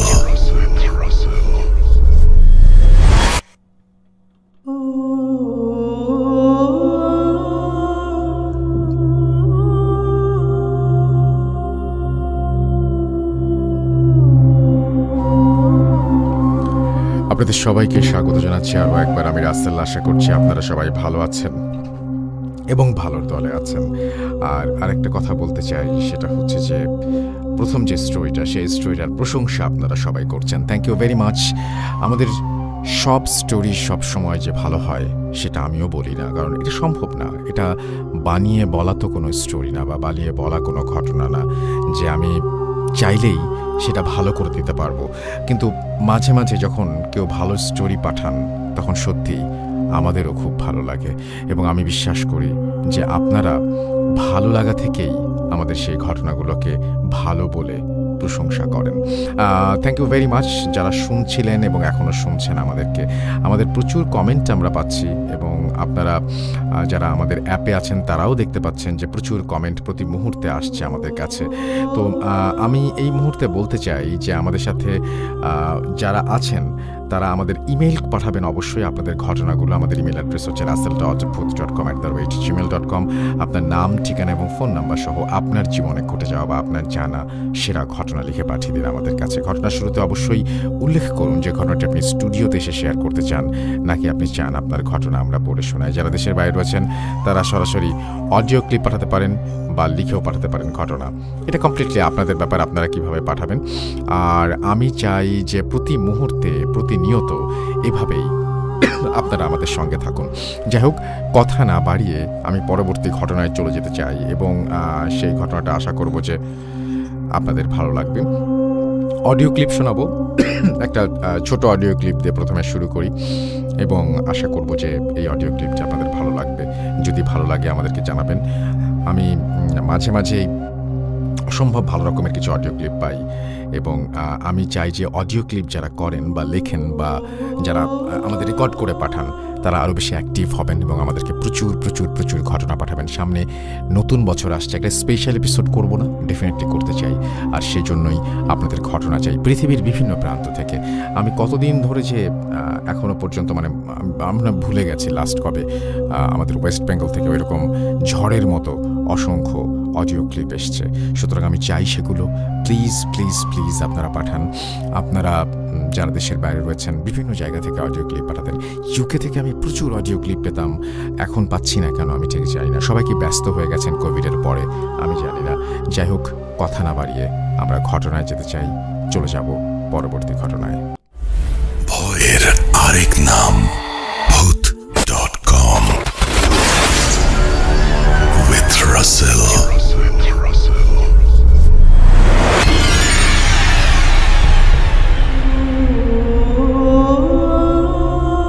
আসসালামু আলাইকুম রাসেল ভাই, আশা করি ভালো আছেন।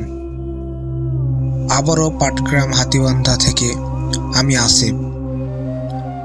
আজকের ঘটনা যদি কেউ মনোযোগ দিয়ে শোনেন তাহলে বুঝতে পারবেন এটা একটা ইংরেজি অক্ষর ভি এর মতো মনে হবে, অর্থাৎ দুই বিন্দুর রেখা এক বিন্দুতে মিলিত হয়েছে, অথবা মনে করতে পারেন নিচ থেকে দুটি রেখা উপরের দিকে।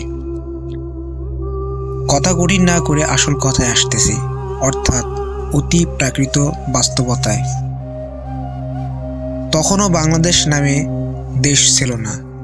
ব্রিটিশ ভারতের সময় হলো সাক্ষী এই ঘটনার।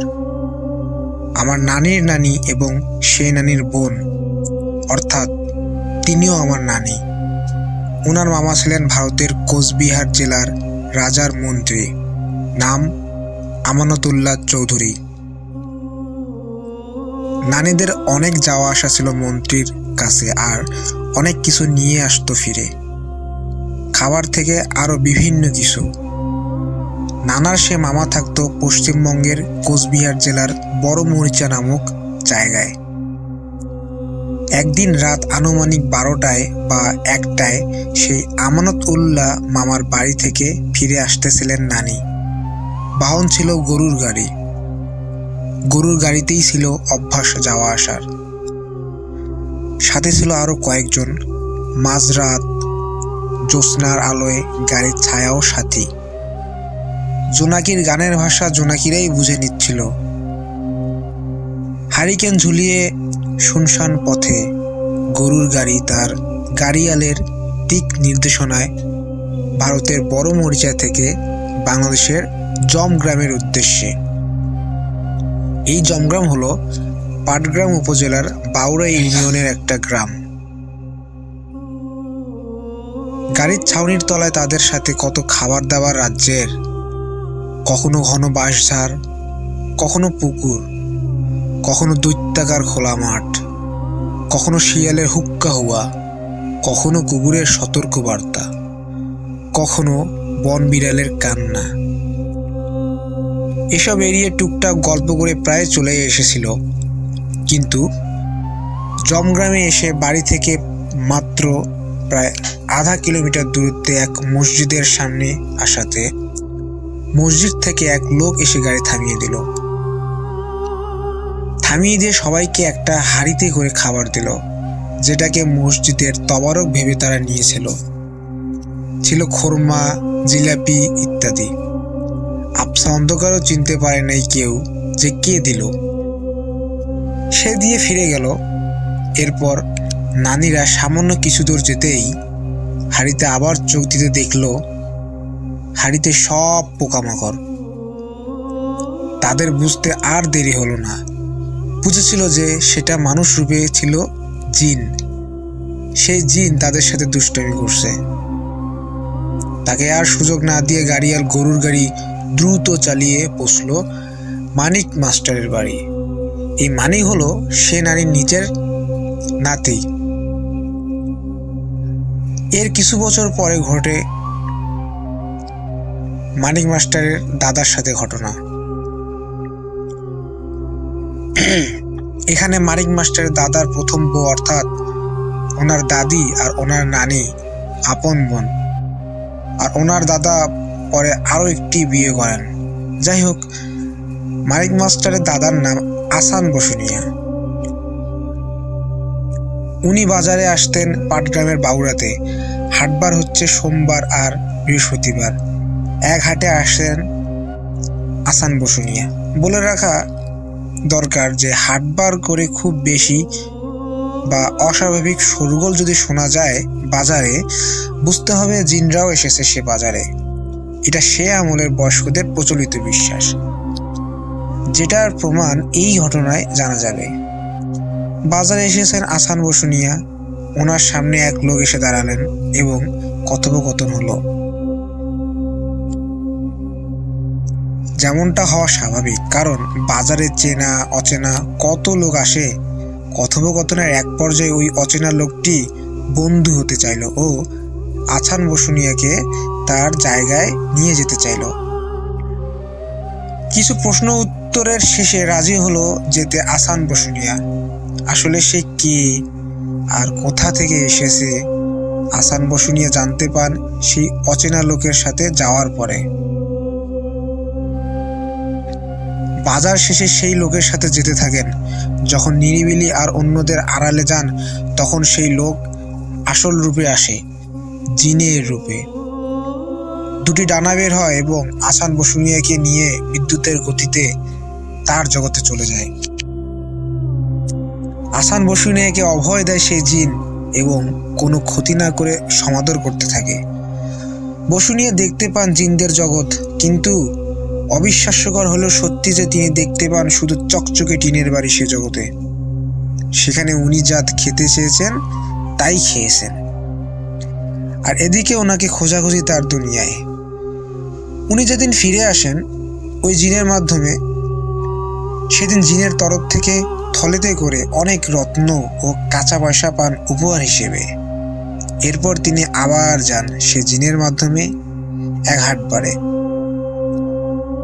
আগের মতো ঘুরে আর খেয়ে অন্য হাটবারে ফিরে আসেন রত্ন আর কাঁচা পয়সা নিয়ে। এভাবে অনেক দিন এমন চলে।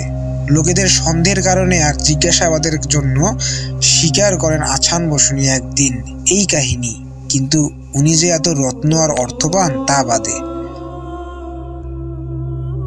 উনি বলে দিয়েছেন তবু জিন তাকে ঠিকই নিয়ে যেত। ওনার এক সময় এসে অর্থ সম্পদ আগের চেয়ে প্রচুর হয়। এর মাঝে সেই জিন জগতের আরো এক জিন, তবে বাচ্চা, আসে বসুনিয়ার বাড়িতে। কেউ বুঝে নাই যে সে জিন, শুধুমাত্র বসুনিয়ার বাড়ির মানুষজন ছাড়া। সেখান থেকে বিদ্যালয়ে ভর্তি হয়ে পড়াশোনা করতে করতে আর আরবি শিখতে শিখতে অনেক বড় হয়। বসুনিয়ার বন্ধু জিনটাও আসে, কিন্তু একে অপরের জিন পরিচিতি জানতে দেয় না বাইরের মানুষের কাছে। যদি বাইরের কেউ আসতেছে বুঝতে পারে সেই জিন অর্থাৎ সেই বন্ধু জিন, তাহলে গায়েব হয়ে যেত, সে গায়েব হয়ে চলে যেত।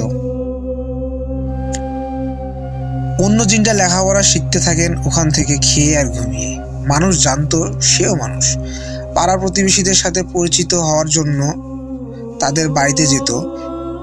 একদিন একজনের বাড়িতে যে এক মহিলা বা মেয়েকে বেপরদা হয়ে গোসল করতে দেখে ফেলেছে। পরবর্তীতে সেই জিন খুবই লজ্জা পায়, এতে এত পরিমাণ লজ্জা পায় যার কারণে সে চিরতরে তার জগতে ফিরে যায় এবং আর কখনো আসে নাই। যাওয়ার আগে আহসান বসুনিয়া তার বাড়ির মানুষদের সে কথাগুলো বলেছিল। এরপর বন্ধু জিনটাও কয়েকবার আসা যাওয়া করে একেবারেই চলে যায়। তারা চলে যায়, কিন্তু একটা ক্ষমতা দিয়ে যায় আহসান বসুনিয়াকে। লোকজন জানতো যে তার জিনদের জগতে যাওয়া আসা এবং যদিও স্বীকার করে নাই তাদের কাছে অর্থ লাভের কথা, তবুও বুঝতে পারছে দ্রুত গতিতে তার অনেক বড় ধনী হওয়ার রহস্য। তাই কিছু লোকজন তার শত্রু হয় এবং মাঝে মধ্যে তাকে ঘিরে ফেলতো এবং বিভিন্ন জায়গায় বাধা দিত, তাকে আক্রমণ করার চেষ্টা করত, কিন্তু প্রতিবার বেঁচে যেত, কারণ ওই ক্ষমতা যেটা জিনের থেকে পেয়েছিলেন সেটা প্রয়োগ করে। যখন অমন পরিস্থিতি তৈরি হতো বা আগে বুঝে যেত, তারপর সে নিজেকে লোকদের মাঝেই আড়াল করত, নিজেকে গায়েব করে ফেলতে পারত কিছু সময়ের জন্য। কেউ কেউ তাকে মেরে ফেলারও চেষ্টা করেছিল, কিন্তু আহসান বসুনিয়া তার ক্ষমতা বা জাদু প্রয়োগ করে তাদেরকে অসফল করত। আহসান বসুনিয়া মৃত্যুবরণ করেন বার্ধক্যজনিত কারণে। জিনদের আর আশা হয় নাই, চলে যাওয়ার পর হয় নাই কোনো যোগাযোগ। রাসেল ভাই, এই ছিল ঘটনা। কতটা ভয়ঙ্কর বা কতটুকু ভয়ঙ্কর সেটা শ্রোতাদের মন্তব্য, কিন্তু খুবই অদ্ভুত, সেটা হয়তো কেউ না মেনে ছাড়বে না। আর বিয়ের ব্যাপারটা যদি মেলাতে পারেন তাহলে দারুণ, কিন্তু যদি না মেলাতে পারেন তাহলে রহস্য হয়ে থাক, আমি উদ্ঘাটন করে দেবো ইনশাআল্লাহ। সবার সুন্দর ভবিষ্যৎ কামনা করি। ভালোর সাথে থাকেন, সত্যের সাথে থাকেন, কারণ সত্যই ভালো আর ভালোরই জয় নিশ্চিত। রাসেল ভাই ও সকল শ্রোতাদের উদ্দেশ্যে আমার সালাম। আসসালামু আলাইকুম। ইনশাআল্লাহ আবার আমাকে পাবেন। এই ঘটনা আমি সংগ্রহ করেছি আমার নিজের নানি এবং তার ছোট ভাই অর্থাৎ নানার কাছ থেকে। আল্লাহ হাফেজ। আসিফ, পাটগ্রাম, হাতিবান্ধা, লালমনিরহাট।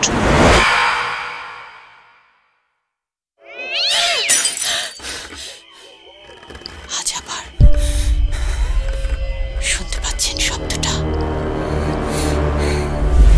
ভয়ের আরেক নাম ভূত.com with Russell.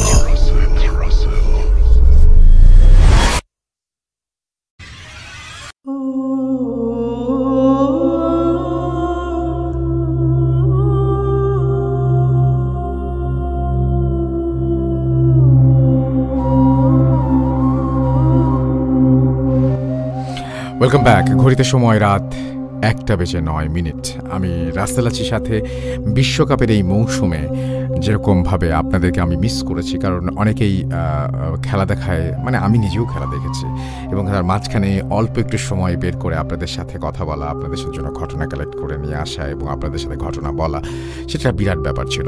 এখন যেটা কথা সেটা হচ্ছে যে আমরা নতুন বছরে কে কী প্রস্তুতি নিচ্ছি, আমাদের নতুন বছরের রেজুলেশন কি, নিউ ইয়ার রেজুলেশন কি, আপনারা কাইন্ডলি আমাদেরকে জানিয়ে দিবেন। আজকে তো 16 তারিখ থেকে 17 তারিখ হয়ে গেল, আর মাত্র 14 দিন পর, মানে 14 দিন রয়েছে আমাদের এই বছরটি 2022 সালে। আমাদের, আমি বলবো যে অর্জনের পাল্লাই ভারী হবে, কারণ 2022 সালেই আমরা পুরোপুরিভাবে কোভিড থেকে বের হয়ে এসে একটা নতুন স্বপ্নের সামনের দিকে এগিয়ে যেতে পেরেছি। আবার এই 2022 সালেই বিশ্ব মন্দা শুরু হয়েছে, কিন্তু 2022 সালেই আমাদেরকে এই বিশ্ব মন্দাই হয়তো আবার ঘুরে দাঁড়ানোর সাহস দিয়েছে, পাশাপাশি একসাথে হয়ে কাজ করার সুযোগ দিয়েছে। বাঙালিরা, যখন আমার কাছে মনে হয় যখন দুঃসময় আসে তখন সবাই এক হয়ে যায়। আমরা আসুন সবাই এক হই, আমরা আমাদের সামনের সময়গুলোকে একসাথে শক্ত হাতে মোকাবেলা করি। আমার মনে হয় তাহলেই আমাদের যে চাওয়া, দেশ নিয়ে আমাদের যে ভাবনা, সেখানে আমরা অনেকটাই সুনিশ্চিত হতে পারবো, আমাদের ভবিষ্যৎটাকে অনেক বেশি সুন্দর করতে পারবো। আমার কাছে মনে হয় যে সামনের সময়গুলো শুধুমাত্রই আমাদের। আমরা আপনাদের ঘটনা চাই। আমাদের ইমেল অ্যাড্রেস হচ্ছে russell.booth.com@gmail.com। আপনার নাম, ঠিকানা এবং ফোন নাম্বার সহ আপনার জীবনে ঘটে যাওয়া বা আপনার জানা সেরা ঘটনা লিখে পাঠিয়ে দিন আমাদের কাছে। ঘটনার শুরুতে অবশ্যই উল্লেখ করুন যে ঘটনাটা আপনি স্টুডিওতে এসে শেয়ার করতে চান, নাকি আপনি চান আপনার ঘটনা আমরা পড়ে শোনাই। যারা দেশের বাইরে রয়েছেন তারা সরাসরি অডিও ক্লিপ পাঠাবেন বা লিখেও পাঠাবেন। আচ্ছা, না কমেন্ট কম এসছে, I don't know Y, but comment আমাদের সাথে মানে কি বলবো, যাই হোক। আমি দেখতে পাচ্ছি অনেকেই আমাদের সাথে আছেন এবং দেখতে পাচ্ছি তুহিন আমাদের সাথে আছেন এবং তিনি উপজেলা হাতিবান্ধা থেকে শুনছেন আমাদেরকে, আমাদের সঙ্গে আছেন দেখতে পাচ্ছি। এছাড়াও এখানে আরও অনেকেই, এবং আমি দেখতে পাচ্ছি নাহিন আল হাসান। আমার কাছে খুব ভয়ানক একটি কাহিনী আছে, কিভাবে পাঠাবো, লিখে নাকি ভয়েসে? আপনি যদি ভয়েস নিয়ে কনফিডেন্ট হন তাহলে আমি বলবো ভয়েসেই পাঠাতে। আমরা আসলে প্রচুর পরিমাণের অডিও ক্লিপ চাচ্ছি, এবং যদি বড় ঘটনা হয় তাহলে তো কোনো কথাই নেই। বড় ঘটনা সবাই পছন্দ করেন, এমন না যে আমি বড় ঘটনা পছন্দ করি বা ছোট ঘটনা অপছন্দ করি, এরকম কিছু না। সবাই পছন্দ করেন বলেই বলছি যে বড় ঘটনা যদি আপনি পছন্দ করেন তাহলে আপনি যদি কনফিডেন্ট থাকেন তাহলে পাঠিয়ে দিন প্লিজ। একটা কোয়াইট প্লেসে বসে আপনি আপনার ফোনেই রেকর্ড করুন। আমাদের সাথে দেখতে পাচ্ছি যে এমডি সাইফুল ইসলাম। একটু আমি জিজ্ঞেস করলাম যে কোনো প্রস্তুতি নেই নতুন বছরের, প্রথম দিন পরীক্ষা। বাহ, সুন্দর। তার মানে প্রথম দিনই আপনার মানে কি বলবো যে এক্সাম মানে কি? আমরা সারা বছর পড়াশোনা করি বা কষ্ট করি কি জন্য? এক্সাম দেওয়ার জন্যই তো, নাকি? এটা কিন্তু খুব ভুল একটা ব্যাপার। আসলে আমরা পরীক্ষায় ভালো করার জন্যই পড়াশোনা করি বলেই আমরা আসলে পড়াশোনাকে এনজয় করি না। আমরা যদি মনে করি যে আমরা আসলে জানার জন্য পড়ছি, শেখার জন্য পড়ছি, তাহলে কিন্তু পড়াশোনা অনেক সুন্দর হতো। এই জন্য গল্পের বই আমাদের ভালো লাগে, এই জন্য উপন্যাস আমাদের ভালো লাগে, এই জন্য কবিতা আমাদের ভালো লাগে, যেগুলো নিয়ে পরীক্ষা দিতে বসতে হয় না। এবং আমি বলবো যে যেটাই পড়েন না কেন, আমি স্কুল, কলেজ বা ইউনিভার্সিটিতে যে সমস্ত বইগুলো পড়ার জন্য পড়েছি সেগুলো তখন আমার ভালো লাগে। যখন আবার নতুন করে জানতে ইচ্ছে করেছে ওই বিষয়গুলো নিয়ে, যখন পরীক্ষা দেওয়ার আর কোনো সম্ভাবনা নেই, যখন আবারও পড়তে বসেছি, তখন অনেক ভালো লেগেছে। ফিরে এসে আবারও যখন পরীক্ষা দেবার জন্য ওই টাইপের বিষয়গুলোতে গেছি, তখন সেটা আমার আর ভালো লাগেনি। সুতরাং পরীক্ষা মানেই হচ্ছে আমার কাছে মনে হয় ভয়ঙ্কর আতঙ্কর একটা কিছু, যে এখানে নাম্বার পেতে হবে, ভালো করার জন্য ট্রিক্স থাকতে হবে কিছু। সো আমি বলছি না যে পরীক্ষা খারাপ করতে হবে বা পরীক্ষার প্রস্তুতি নিতে হবে, শক্তভাবে না যাবেন। আমি বলছি যে পরীক্ষার প্রস্তুতি আরও বেশি ভালো হবে যদি আপনি শেখার জন্য পড়াটা করেন। যাই হোক, নতুন বছরের কথায় আবার কোন প্রসঙ্গে চলে আসছি তার চাইতে বরং ঘটনায় চলে যাই। আমরা চলে যাচ্ছি আমাদের পরবর্তী ঘটনায়। আশা করছি এই ঘটনাটি আপনাদের ভালো লাগবে। প্লিজ প্লিজ প্লিজ প্রথম থেকে শেষ পর্যন্ত আমাদের সাথেই থাকবেন। অনেক কষ্ট করে আমরা আসলে আমাদের এই এপিসোডগুলো বানাই। সো আপনারা যদি সাথে থাকেন তাহলে সেটা আমাদের জন্য অনেক বেশি রকমের আনন্দের হয়। চলুন কথা না বাড়িয়ে ঘটনায় যাওয়া যাক।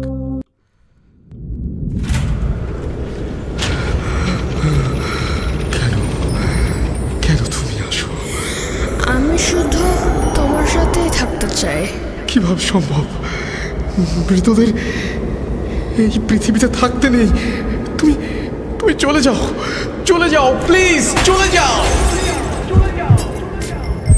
সবটাই কি ইলুশন, নাকি অন্য জগতের কেউ কখনো হাজির হয়ে যায় চোখের পলকে? booth.com with Russell.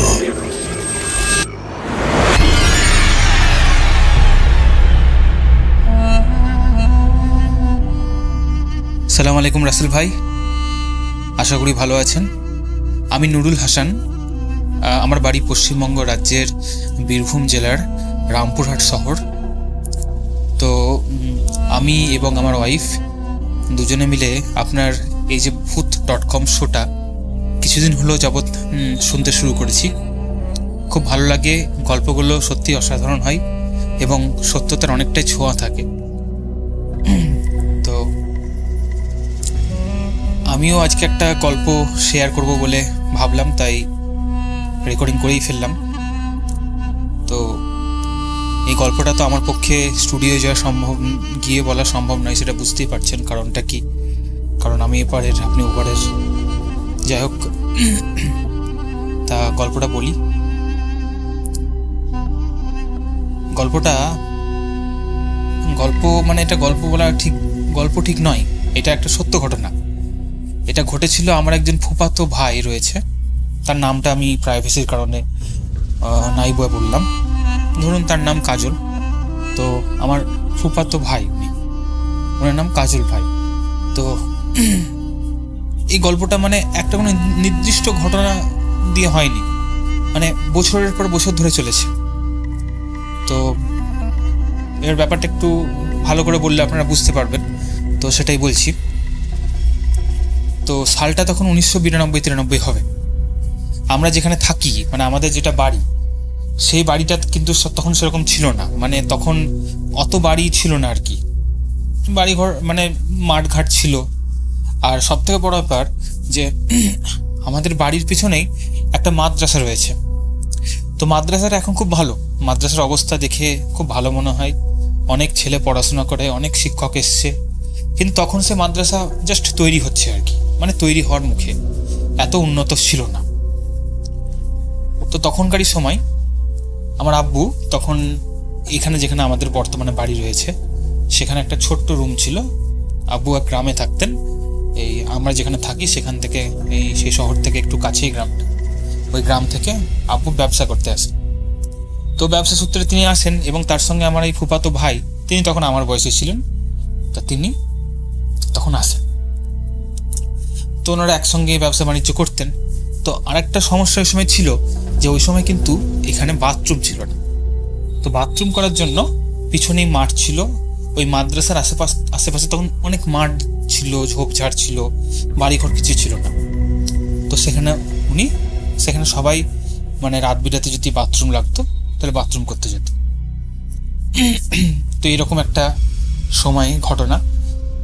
তো আমার ওই ফুফাতো ভাই মানে কাজল ভাই তো প্রায়শই রাত বিরাতে যেতে হতো, বাথরুম করতে যেত।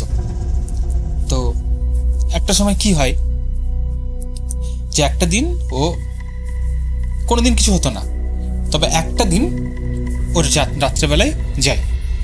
তো যেখানে ওই মাদ্রাসার পাশেই একটা মাঠ ছিল, সেখানে ও বাথরুমের কাজ সম্পূর্ণ করে। তারপর আসার পথে ও একটা মহিলাকে দেখতে পায়। সে মহিলাটা আর কি কালো চাদরে নিজেকে মুড়ে রেখেছিল। তখন রাত 1:30-2টা হবে। তো সেই মহিলাটা ওর সামনে দিয়ে হেঁটে চলে যায়, মানে মাঠ আছে, ধরো মাঠের পাশে রাস্তা আছে, রাস্তা মানে তখন এখন রাস্তা পাকা হয়েছে কিন্তু তখন রাস্তা পাকা ছিল না। তো ওই মহিলাটা পাশ দিয়ে হেঁটে চলে যাচ্ছে। এবার যে মহিলাটাকে ও দেখলো সেই মহিলাটাকে ও চেনে আর কি, ব্যাপারটা বলি। এবার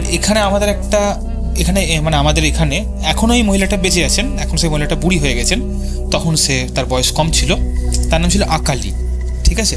তো সে এখানে প্রায়শই যা আশা করতো, মানে পাড়ার মহিলা যাকে বলে হয় না, পাড়ার আপা, আকালি আপা বলে সবাই চিনত।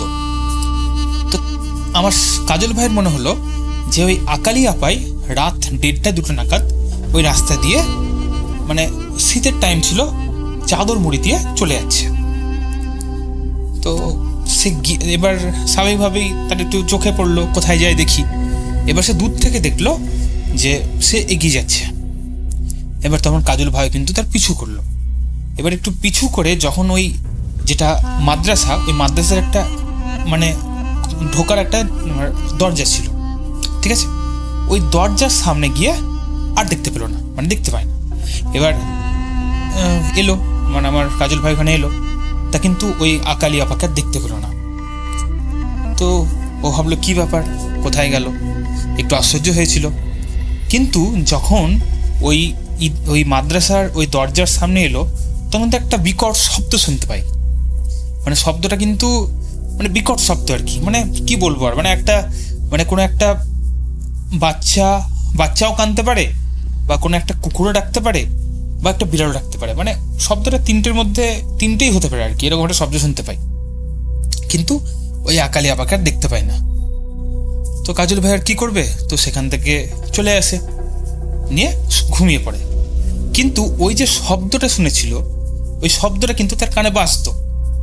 প্রতিদিন রাত্রে যখন ঘুমাতো তখন শব্দটা কানে বাজতেই থাকতো। বাট ও আমার আব্বুকে বা আমার অন্য চাচাদেরকে বা আমার ফুপুকে কিছু বলেনি। এবার শব্দটা মোটামুটি 1 মাস মতোর কানে বেজেছিল। তারপরে 1 মাস পরে সে শব্দ শুনতে পায় না, মিটে যায়। তো ওটা ওর মধ্যেও রেখে দেয়, আর কোনো রকম কিছু হয় না। তারপর কিন্তু আস্তে আস্তে দিন পেরিয়ে যায়। তো বুঝতে পারছেন 1992-93 সালের ঘটনা। তারপর 2000 সালের দিকে আমার কাজল ভাইয়ের বিয়ের সম্বন্ধ আসে। বিয়েটা মোটামুটি পাকাপাকিও হয়ে যায়।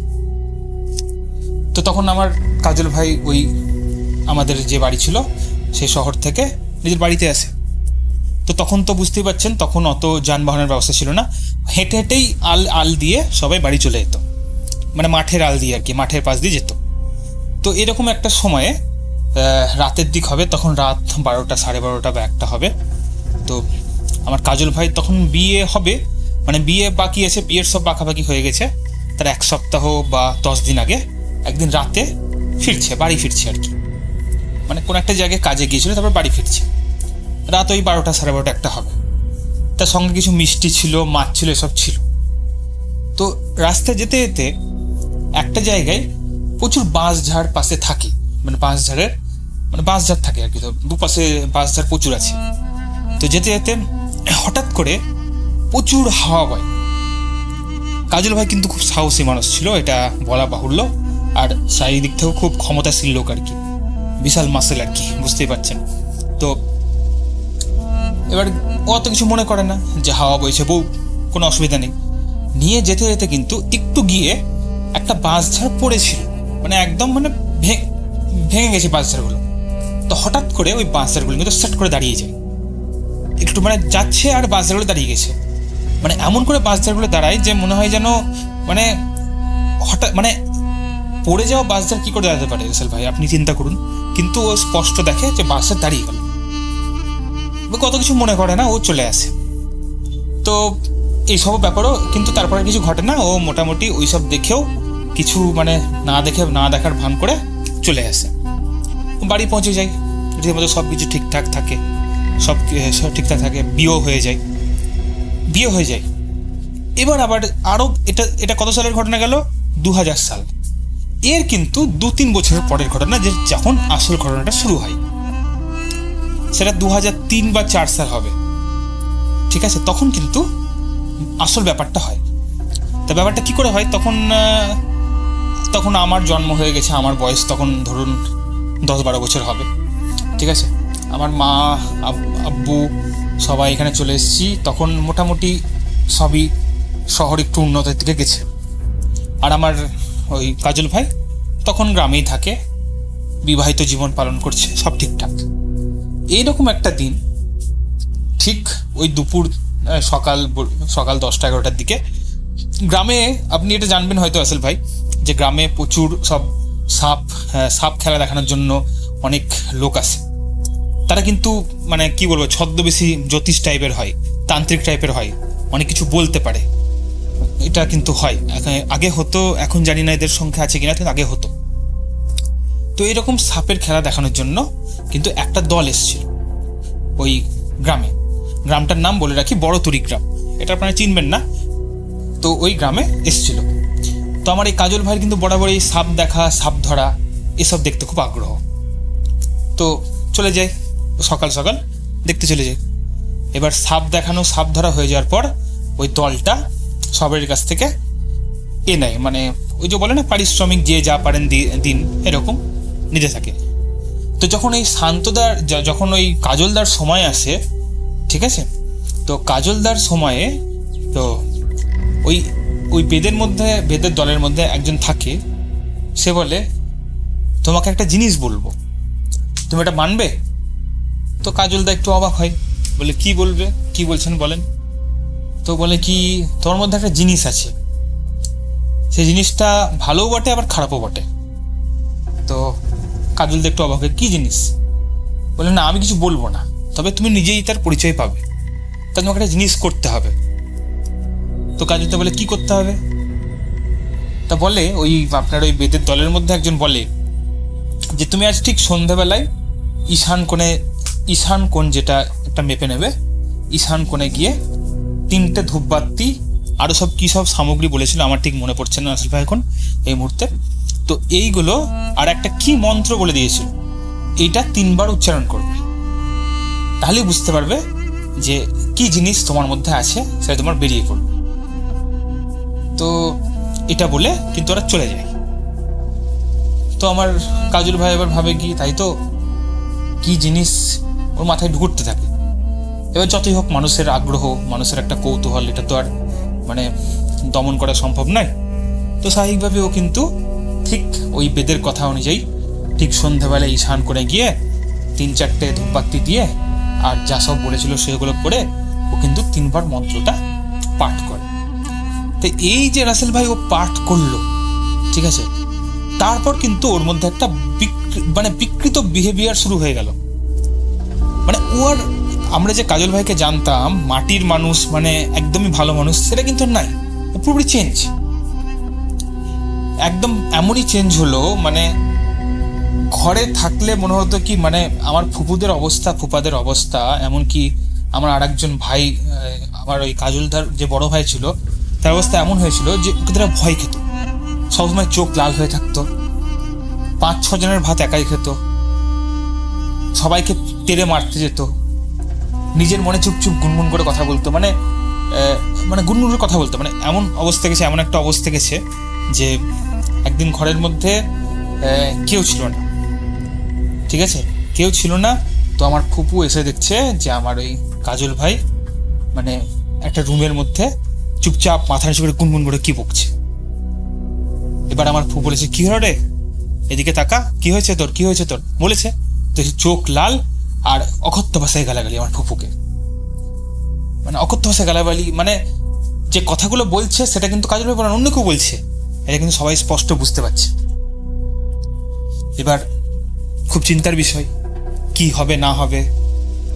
মানে রাত্রেবেলায় যদি ঘুমাতো, রাত্রেবেলায় ঘুমাতো আর রুম থেকে একটা শব্দ হতো যে আপনার কাজল ভাই বেরিয়ে এলো। এবার কোথায় বেরোলো কোনো পাত্তা নাই, রাত 2-3টার দিকে চোখ লাল করে আবার চলে আসতো। মানে এমন সব বিহেভিয়ার করতো যেটা পুরোপুরি মানে কি বলবো, অলৌকিক টাইপের বিহেভিয়ার, মানে কোনো রকম কোনো প্রাকৃতিক চিহ্ন ছিল না। এবার স্বাভাবিকভাবে আমার ফ্যামিলি খুব উদ্বিগ্ন হয়ে পড়ে, আমার আব্বুর কাছে খবর যায়। এবার আব্বু স্বাভাবিকভাবে একটু বুঝতে পারছেন ওইসবের বিরোধী ছিল আর কি, এই ভূত প্রেত মানত না, ঠিক আছে। তো আমার আব্বু সাজেশন দেয় যে পাগলে আপনার ওই সাইকোলজিক্যাল যদি কিছু প্রবলেম হয়ে থাকে সেটা দেখাতে হবে। কিন্তু সাইকোলজিক্যাল কোনো প্রবলেমেও কিন্তু কোনো সমাধান হলো না। ডাক্তারের কাছে নিয়ে যাওয়া হলো। অদ্ভুত ব্যাপার, ডাক্তারের কাছে যখন নিয়ে যাওয়া হচ্ছে পুরোপুরি ঠিক, ডাক্তার মানে সাইকোলজিক্যাল যে ডাক্তার, সে ডাক্তার বলছে এর মধ্যে কোনো রকম কোনো সমস্যাই নাই, পুরোপুরি ঠিক, কিন্তু বাড়িতে এসে সব অদ্ভুত রকম বিহেভিয়ার করছে, মানে দুরকম সত্তা ক্রিয়েট হয়ে যাচ্ছে, বুঝতে পারছেন তো। এই অবস্থায় আমার ফুপা এবার কি করবেন, তো কিছু হুজুরকে দেখানো হলো। সে হুজুর কি যখনই, মানে হুজুররা এমনই যে যদি একবার বাড়ির মধ্যে পা রাখতো, মানে ধরুন আমাদের মাটির বাড়ি, তো ওই কাজল ভাইদের মাটির বাড়ি ছিল, তো মাটির বাড়ির ধরুন একদম শেষ ঘরে আমার কাজল ভাই রয়েছে। যদি কোনো হুজুর শুধুমাত্র ওই ঘরের চৌখাটে পা রাখতো, মানে জাস্ট এন্ট্রি হওয়ার পরটায় একটা পা রাখতো, তাহলে কিন্তু ছুটে ও বেরিয়ে চলে আসতো। ও কি করেছে জানতো কে জানে, কেউ তোকে বলতেও না। আর সবসময় শুধু যখন মানে কি করতো, মানে ম্যাক্সিমাম টাইম শুধুমাত্র মুখ নিচু করে বিড়বিড় করে মুখে কি বলতো, ঠিক আছে, এই একটা সমস্যা। আর যখন বিড়বিড় করে বলতো না, তখন অকথ্য ভাষায় গালাগালি করতো, বেশি পরিমাণে খেত, কাউকে মারতে যেত, মানে একদম তটরস্থ অবস্থা, এরকম অবস্থা। তো 3-4টা হুজুর দেখবে কি, সে হুজুরকে সে ছুটে যেত, আর হুজুররা তাকে দেখো কিন্তু পালিয়ে যেত। এ মোটামুটি রাসেল ভাই মোটামুটি 6 থেকে 7 মাস এমনি ব্যাপার চলেছিল। এর মধ্যে এক তান্ত্রিকও আসে। এই তান্ত্রিকের তো এক মানে অদ্ভুত ব্যাপার ঘটে তান্ত্রিকের সঙ্গে। সে তান্ত্রিক আসে, এবার তান্ত্রিক কিন্তু বাইরে থেকেই যা করার করবো বলে, কিন্তু ওই সময় কি হয়েছিল যে ওই কাজল ভাই ওই সময় কিন্তু ওই আমাদের যে তো ওই গ্রামের বাড়ির যে হয় না উঠোন, হয় না উঠোনে কিন্তু বসেছিল, নিয়ে নিজের মনে বিড়বিড় করছিল। এবার তান্ত্রিক কিন্তু বাইরেই আসে। ওই তান্ত্রিক যখনই সামনে এসে দাঁড়ায় তখনই কিন্তু শান্তদা বলে ফেলছি, শান্তদা আসলে ওনার বড় ভাইয়ের নাম, ঠিক আছে, কিন্তু সেই জন্য বলে ফেলছি এটা কিন্তু ওনার বড় ভাই, কিন্তু আমি ওনার নামটা আমি প্রাইভেসি রাখতে চাই, এই জন্য বারবার বলে ফেলছি। তো কি হলো, যখন ওই তান্ত্রিক, ওই ওঝা সামনে এসে দাঁড়ালো, আর সঙ্গে সঙ্গে কাজল ভাই একদম মুখ তুলে একদম এমন পিছনের পিছনে ছুটতে লাগলো যে ও তো নিচে প্রথমে পড়েই গেল, তারপর ওকে মেরে ফেলে আর কি। 4-5 জন লোক মিলে ওকে ধরেছে, কিন্তু পারছে না। শেষমেশ ওঝা ছুটতে লেগেছে। তো শান্ত ভাইয়ের মধ্যে, কাজল ভাইয়ের মধ্যে এমন শক্তি চলে এসছে যে সবাইকে ফেলে ও তার পিছনে ছুটছে। মোটামুটি 3-4টে বড় বড় মাঠ, গ্রামে হয়তো 3-4টে বড় বড় মাঠ পার করিয়েছিল ওই ওঝাকে আমার কাজল ভাই। মানে এত অমানুষিক শক্তি ওর মধ্যে চলে এসেছিল। তো এরকম ঘটনা পর্যন্ত ঘটেছিল। এরকম ঘটনা ঘটার পর যখন রাসেল ভাই আর কোনো উপায় পাওয়া গেল না, তখন আমার এক বড় ফুপু ছিলেন, তো উনি কলকাতায় থাকতেন। তো উনি কিন্তু একটা খোঁজ দেন একজন ভালো হুজুরের।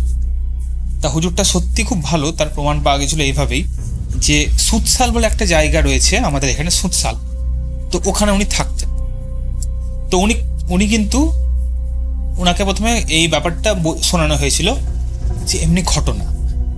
তো এই ঘটনা শোনার পরে কিন্তু উনি বলেছিলেন যে আমি ওখানে যাব না, ওকে আমার কাছে নিয়ে আসতে হবে। তো ওনাকে সব বলা হয়েছিল যে ওনাকে তো আমরা নিয়ে আসবো, কিন্তু ও তো মানে কি বলবো, কেউ যদি ওই ঘরের চোখ হাটে পা রাখছে তাহলে তাগি তো মানে একদম পার করে দিচ্ছে 2-3টে মাঠ, তোকে নিয়ে আসবো কি করে। তখন কিন্তু ওই হুজুর সাহেব একটা তাবিজের মতো দেয়। তো বলে কি এই তাবিজটা ওকে পড়াতে হবে, আর একটা পানি পড়া টাইপের কিছু দেয়, আর বলছে যখন তাবিজটা পড়াবেন তার আগে পানি পড়াটা দেবেন, যদি পানি পড়াটা তার উপর না ফেলেন তাহলে কিন্তু তাবিজটার উপরে একটা আঘাত করবে, এরকম একটা ব্যাপার বলেছিল। তো স্বাভাবিকভাবেই ফুপু বললো কি তোকে তো মানে টাচ করাই মুশকিল, টাচ করলে তো অকথ্য ভাষায় গালাগালি বা মারতে যাওয়া এরকম ব্যাপার স্যাপারও করছে, তাহলে কি করে আমরা এটা করব। তো ওই হুজুর বলেছিল যে যখন এই কাজল ভাই যখন মাথা নিচু করে ওই বিড়বিড় করবে, তখন ওই পানি পড়াটা 2জন থাকবেন, পানি পড়াটা ওর কপালের দিকে ছুড়বেন, যেন কপালে এবং মাথায় লাগে, এবং কপালে আর মাথায় যখনই লাগবে ওই পানি পড়াটা, তখন সঙ্গে সঙ্গে একজন ওনার হাত ধরে ওই তাবিজটা ঠিক বাঁ হাতের এই আপনার বেঁধে দেবেন, বাঁ হাতে মানে বাঁ হাতের উপরে বেঁধে দেবেন আর কি বলেন, ওই হাতের উপরটাই বেঁধে দেবেন এরকম। তো সে ওয়াইজ করা হয়। তো 4-5 জন লোককে আপনার গ্রামের হেরা নিয়ে আসে আমার ফুপুরা, নিয়ে ওটা কিন্তু করে ফেলে, ছটপট করে, কিন্তু অতটা কোনো এফেক্ট হয়নি। মানে কি জানি কেন সেই মুহূর্তে, অন্য সময় তো সব বুঝে ফেলে, বা এই সময় কিছু বুঝতে পারেন না কি ব্যাপার, কি জানি কিছু হয়নি, মানে পানি পড়া দিয়ে বেঁধে ফেলে। এবং তারপরে কিন্তু জ্ঞান চলে যায় আর কি, মানে শান্তভাবে কিন্তু জ্ঞান চলে যায়। এবার জ্ঞান চলে গেলেও যখন জ্ঞান ফিরে, তখন কিন্তু ওই অমানসিক সত্যি কিছু ব্যাপার থাকে না, মানে বিড়বিড় করে, কিন্তু কেউ এলে কিছু বলে না, বিড়বিড়টা করে, চোখটা লাল থাকে। বাট যদি কেউ আসে, যদি কেউ কিছু দেখতে আসে, কিন্তু ওই অকথ্য ভাষায় গালাগালি বা অমানসিক শক্তির পরিচয় কিন্তু আর ঘটে না। এই দুটো জিনিস কিন্তু চেঞ্জ হয়। তখন ওই হুজুরকে, সুতসালের হুজুরকে, তো আমার ফুপুরা খবর দেয়। তখন ওই ফুপু বলেন, ওই হুজুর বলেন যে এবার তোমরা ওকে আমার কাছে নিয়ে এসো। তো কাজল ভাইকে ফুপুরা এবং গ্রামের কয়েকজন মিলে ওই হুজুরের কাছে নিয়ে আসে। তো সেখানে এক বিচিত্র ঘটনা ঘটে রাসেল ভাই। ঘটনাটা এরকম যে যখন মানে হুজুরের একটা বড় একটা হলঘর, তো হলঘরে হুজুর একটা সিংহাসনের উপরে বসে আছেন, এরকম ঘর, মানে এটা পুরোপুরি শোনা আর কি আমার আব্বুর মুখে এবং আমার ফুপুর মুখে, কারণ ফুপু ওই সময় উপস্থিত ছিলেন। তো মাঝখানে কাজল ভাইকে রাখতে বলা হয়। তো কাজল ভাই যান, ওইখানে বসে যান এবং বিড়বিড় করেন, চোখ নিচু করে বিড়বিড় করেন। তখন ওই হুজুর কাজল ভাইকে বলেন আমার দিকে তাকা। এই একটা কথা বলেন। যখন এই কথাটা উনি বলেন তখন কিন্তু ওই মানে কাজল ভাইয়ের মধ্যে কোনো রকম কোনো চেঞ্জ হয় না, চুপচাপ থাকে। তারপর উনি একটা চাবুক বের করেন, ওই হুজুর চাবুকটা একবার চালিয়ে সামনের দিকে বলেন আমার দিকে তাকা। এবার কিন্তু কাজল ভাই নাকি হুজুরের দিকে তাকান, চোখ কিন্তু লাল লাল। নিয়ে হুজুর জিজ্ঞেস করেন, তোরা কে, কেন এই ছেলেকে এভাবে কষ্ট দিচ্ছিস? তখন কিন্তু একজন কে বলে ওঠে, মানে গলাটা কিন্তু সম্পূর্ণ চেঞ্জ হয়ে যায় নাকি, গলা চেঞ্জ করে একজন বলে, একটা গলায় বলে কি আমি তোর কোনো ক্ষতি করছি না, আমাকে কেন তোমরা ডিস্টার্ব করছো? আমি তো বেশ এর মধ্যে ছিলাম, আমি তো বেশ লুকায়িত অবস্থায় ছিলাম, আমাকে কেউ কিছু বলছিল না, কিন্তু কোন বেদে এসে আমাকে উঠিয়ে দিল, জাগ্রত করে দিল, এবার তোমরা ফল বোঝো। তখন এই হুজুর বলেন যে তাই বললে হবে, তোকে তো যেতে হবে, আর তোর বাড়ি কোথায়, তোর পরিচয় কি, এরকম করে জিজ্ঞেস করে। সে কিন্তু বলে যে আমার পরিচয় হচ্ছে, পরিচয়টা আমি নামটা বলছি না কারণ জানি না, বলতে হয় না, এরকম ব্যাপার বটে আর কি, এরকম করে এই করার নাম করে লাভ নাই। তো বলে ধরুন একটা নাম বলে ABCD, ঠিক আছে। আর আমাকে একে খুব ভালো লেগেছিল যখন মানে আমাদের যে পুরনো বাড়ি ছিল 1992-93 সালের ঘটনা, যখন সে ওখানে গিয়েছিল তখন আমি পাশ দিয়ে পেরিয়ে যাচ্ছিলাম, তো ও আমার পিছন আসে, ও আমার প্রতি অ্যাট্রাক্ট হয়, এই জন্য কিন্তু আমি ওর মধ্যে আসি। মানে বুঝাতে পারলাম রাসেল ভাই, 1992-93 সালের ঘটনা এটা, যখন সে আকালি আপন নাম করে পিছনে গেছিল তখন কিন্তু এ ধরেছিল। তো আমি একজন জিন, আর আমি একজন মুসলিম জিন, এটাও বলে। তখন হুজুর আর কিছু বলে না, হুজুর আরেকবার চাবুককে চালিয়ে বলে আর তুই কে, তাই বলে। তখন সবে অবাক হয়ে যায়, তুই কে মানে একজন তো বুঝতে পারে গেল। তো ও বলে কি আমিও তো এখানে, আবার একটা গলা ওর ভেতর থেকে বেরিয়ে আসে, কাজল ভাইয়ের ভিতর থেকে। মানে গলা মানে কি, মানে গলাটা মানে জাস্ট কি বলবো, মানে কথাগুলো স্পষ্ট হচ্ছে না, অস্পষ্ট টাইপের, কিন্তু কথা সবাই বুঝতে পারছে। তো সে বলে যে আমিও কিন্তু এর কোনো ক্ষতি করিনি, আমিও কিন্তু ছিলাম, এ নিজেই নিজের ক্ষতি রেখেছে, আমি কিন্তু এর কোনো ক্ষতি করতাম না, এবার তোমরা ফল বোঝো। তো ওকেও পরিচয় জানতে চাই। তা ও কিন্তু বলে কি বিয়ের 10 দিন আগে ও মিষ্টি মাছ সব ভালো মন্দ নিয়ে বাঁশঝাড়ে আমার রাস্তা দিয়ে পেরিয়ে যাচ্ছিল। এবার আমি ওকে সাইনও দিয়েছিলাম যে বাঁশঝাড়টা উপরে উঠেছিল, এরকম সাইনও দিয়েছিলাম যে মিষ্টি মাছ এগুলো ফেলে দে, কিন্তু তা কিন্তু কিছুই ফেললো না, ও কিন্তু আমাকে পরোয়া না করেই কিন্তু চলে গেল। তাহলে আপনি বলেন যে একে কি ছাড়া যায়? আর এই 10 দিন পর বিয়ে। তো এই ঘটনা দুটো বেরিয়ে আসে। তখন হুজুর আমার ফুপুদেরকে বলে, দেখেন এবারও বিচিত্র ঘটনা, আপনার ছেলেকে দুটো জিনে ধরেছে, একটা মুসলমান জিন, একটা হিন্দু জিন। এবার দেখুন রাসেল ভাই, এই ঘটনা কিন্তু ওই সুৎসালের যিনি হুজুর তিনিই ফুপুদেরকে বলেছিল। আমি তো এর আগে থেকে কখনোই জানতাম না যে হিন্দু বলে কোনো জিন হয়, হিন্দুদের জিন হয়। এবার জানি না কি ব্যাপার, তো বাকিটা আমি বলি শুনুন। তো তারপরে কি হয়, এই যে এবার তো ফুপু তখন হুজুরকে বলেন যে এর কিছু ব্যবস্থা করুন, একমাত্র ছেলে যদি এমনি করে হয় তাহলে কি করে হবে। তা তখন বলেন, ওই হুজুর বলেন ব্যবস্থা আমি করে দেবো, কিন্তু এটা টেম্পোরারি ব্যবস্থা, পার্মানেন্ট কিছু হবে না।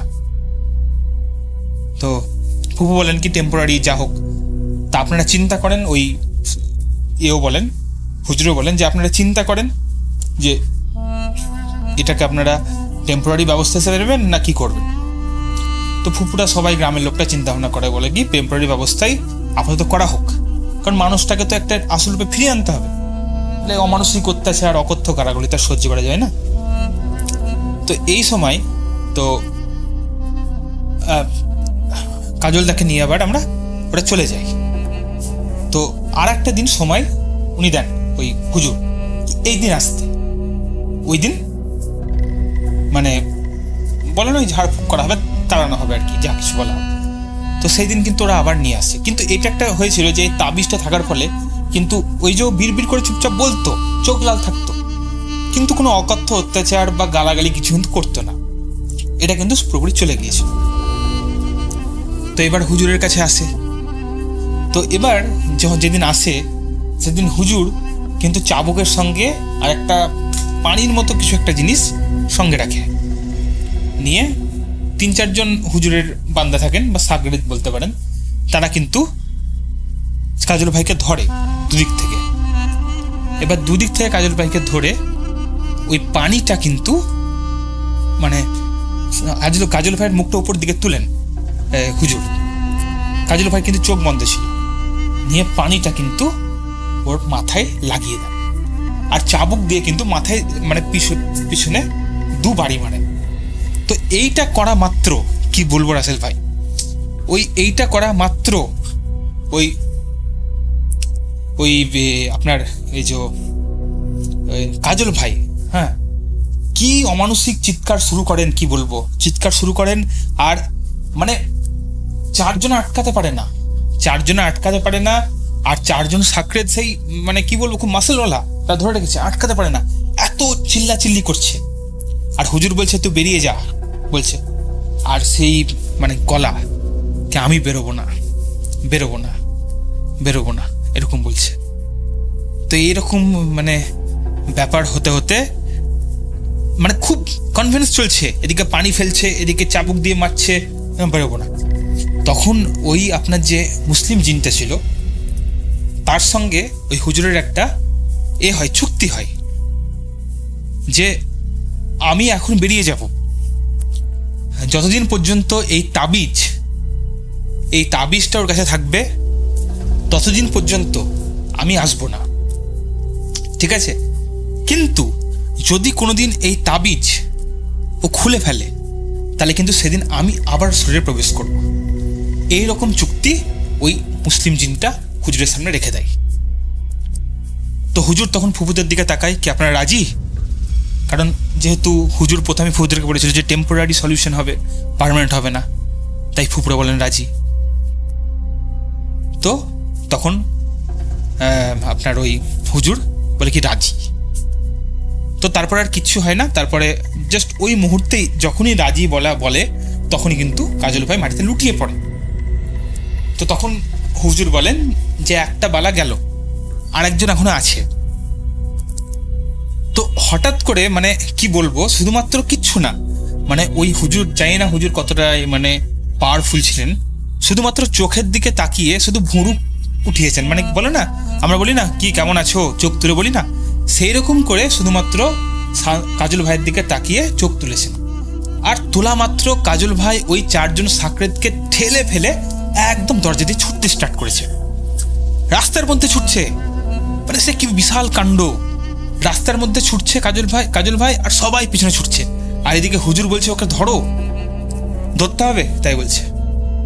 সব সাকরেদরা ছুটছে, আমার ফুপু ছুটছে, সমস্ত গ্রামের লোকজন কিন্তু ছুটেই যাচ্ছে। মোটামুটি 1.5 থেকে 2 কিলোমিটার ছোটার পর রাসেল ভাই, শান্ত ভাই কিন্তু অজ্ঞান হয়ে যায়। তো 1.5-2 কিলোমিটার ছোটার পর অজ্ঞান হয়ে যায়, মানে মানুষ ভাবতেই পারে না 1.5-2 কিলোমিটার সে কন্টিনিউয়াসলি একটা লোক ছুটে গেছে। তারপর কিন্তু সবাই মিলে আমার ওই গ্রামের লোকজন ওই সাকরেদরা নিয়ে আবার ধরে নিয়ে এসে হুজুরের সামনে হাজির করে। হুজুর পানি পড়া ফেলেন, চাবুক মারেন, কিন্তু আর কোনো রকম রিয়াকশান হয় না। তখন ওই হুজুর ফুফাকে বলেন ইনশাল্লাহ আমাদের কাজ সম্পূর্ণ হয়েছে, ওই হিন্দু জিনের কাছ থেকে আপনার ছেলে রেহাই পেয়েছে। হিন্দু জিনটা একটু ভয় ছিল, সে মুসলিম জিনের এরকম কাণ্ড দেখে টিকতে পারেনি, শুধুমাত্র আমার চোখের ইশারাতে সে চলে গেছে।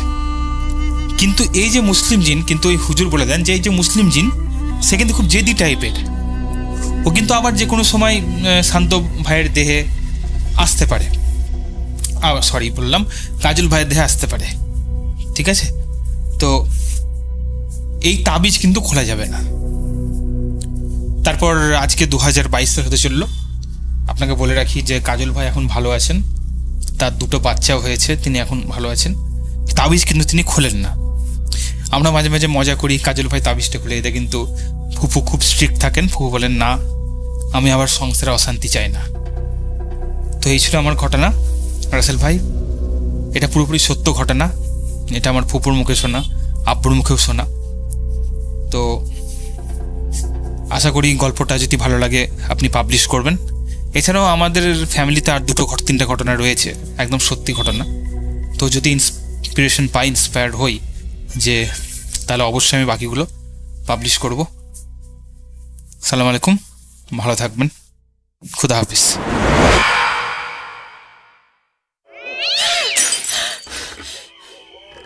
আজ আবার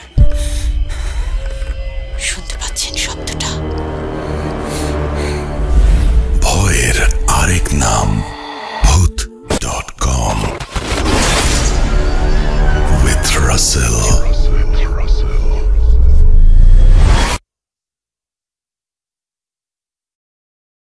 ওয়েলকাম ব্যাক। আপনাদের সবাইকে অনেক অনেক ধন্যবাদ এতক্ষণ পর্যন্ত আমাদের সাথে থাকার জন্য। অনেক অনেক শুভকামনা রইল। সব সময় এই ইউটিউব চ্যানেলটি সম্পর্কে আপডেট পেতে আমাদের ইউটিউব চ্যানেলটিকে সাবস্ক্রাইব করুন। আশা করছি আমরা একসাথে অনেকটা পথ হাঁটব। আজকের মতো এখানে বিদায় নিচ্ছি। সবাই ভালো থাকুন, সুস্থ থাকুন, মোস্ট ইম্পর্টেন্টলি ভূত.com এর সাথে থাকুন। আল্লাহ হাফেজ।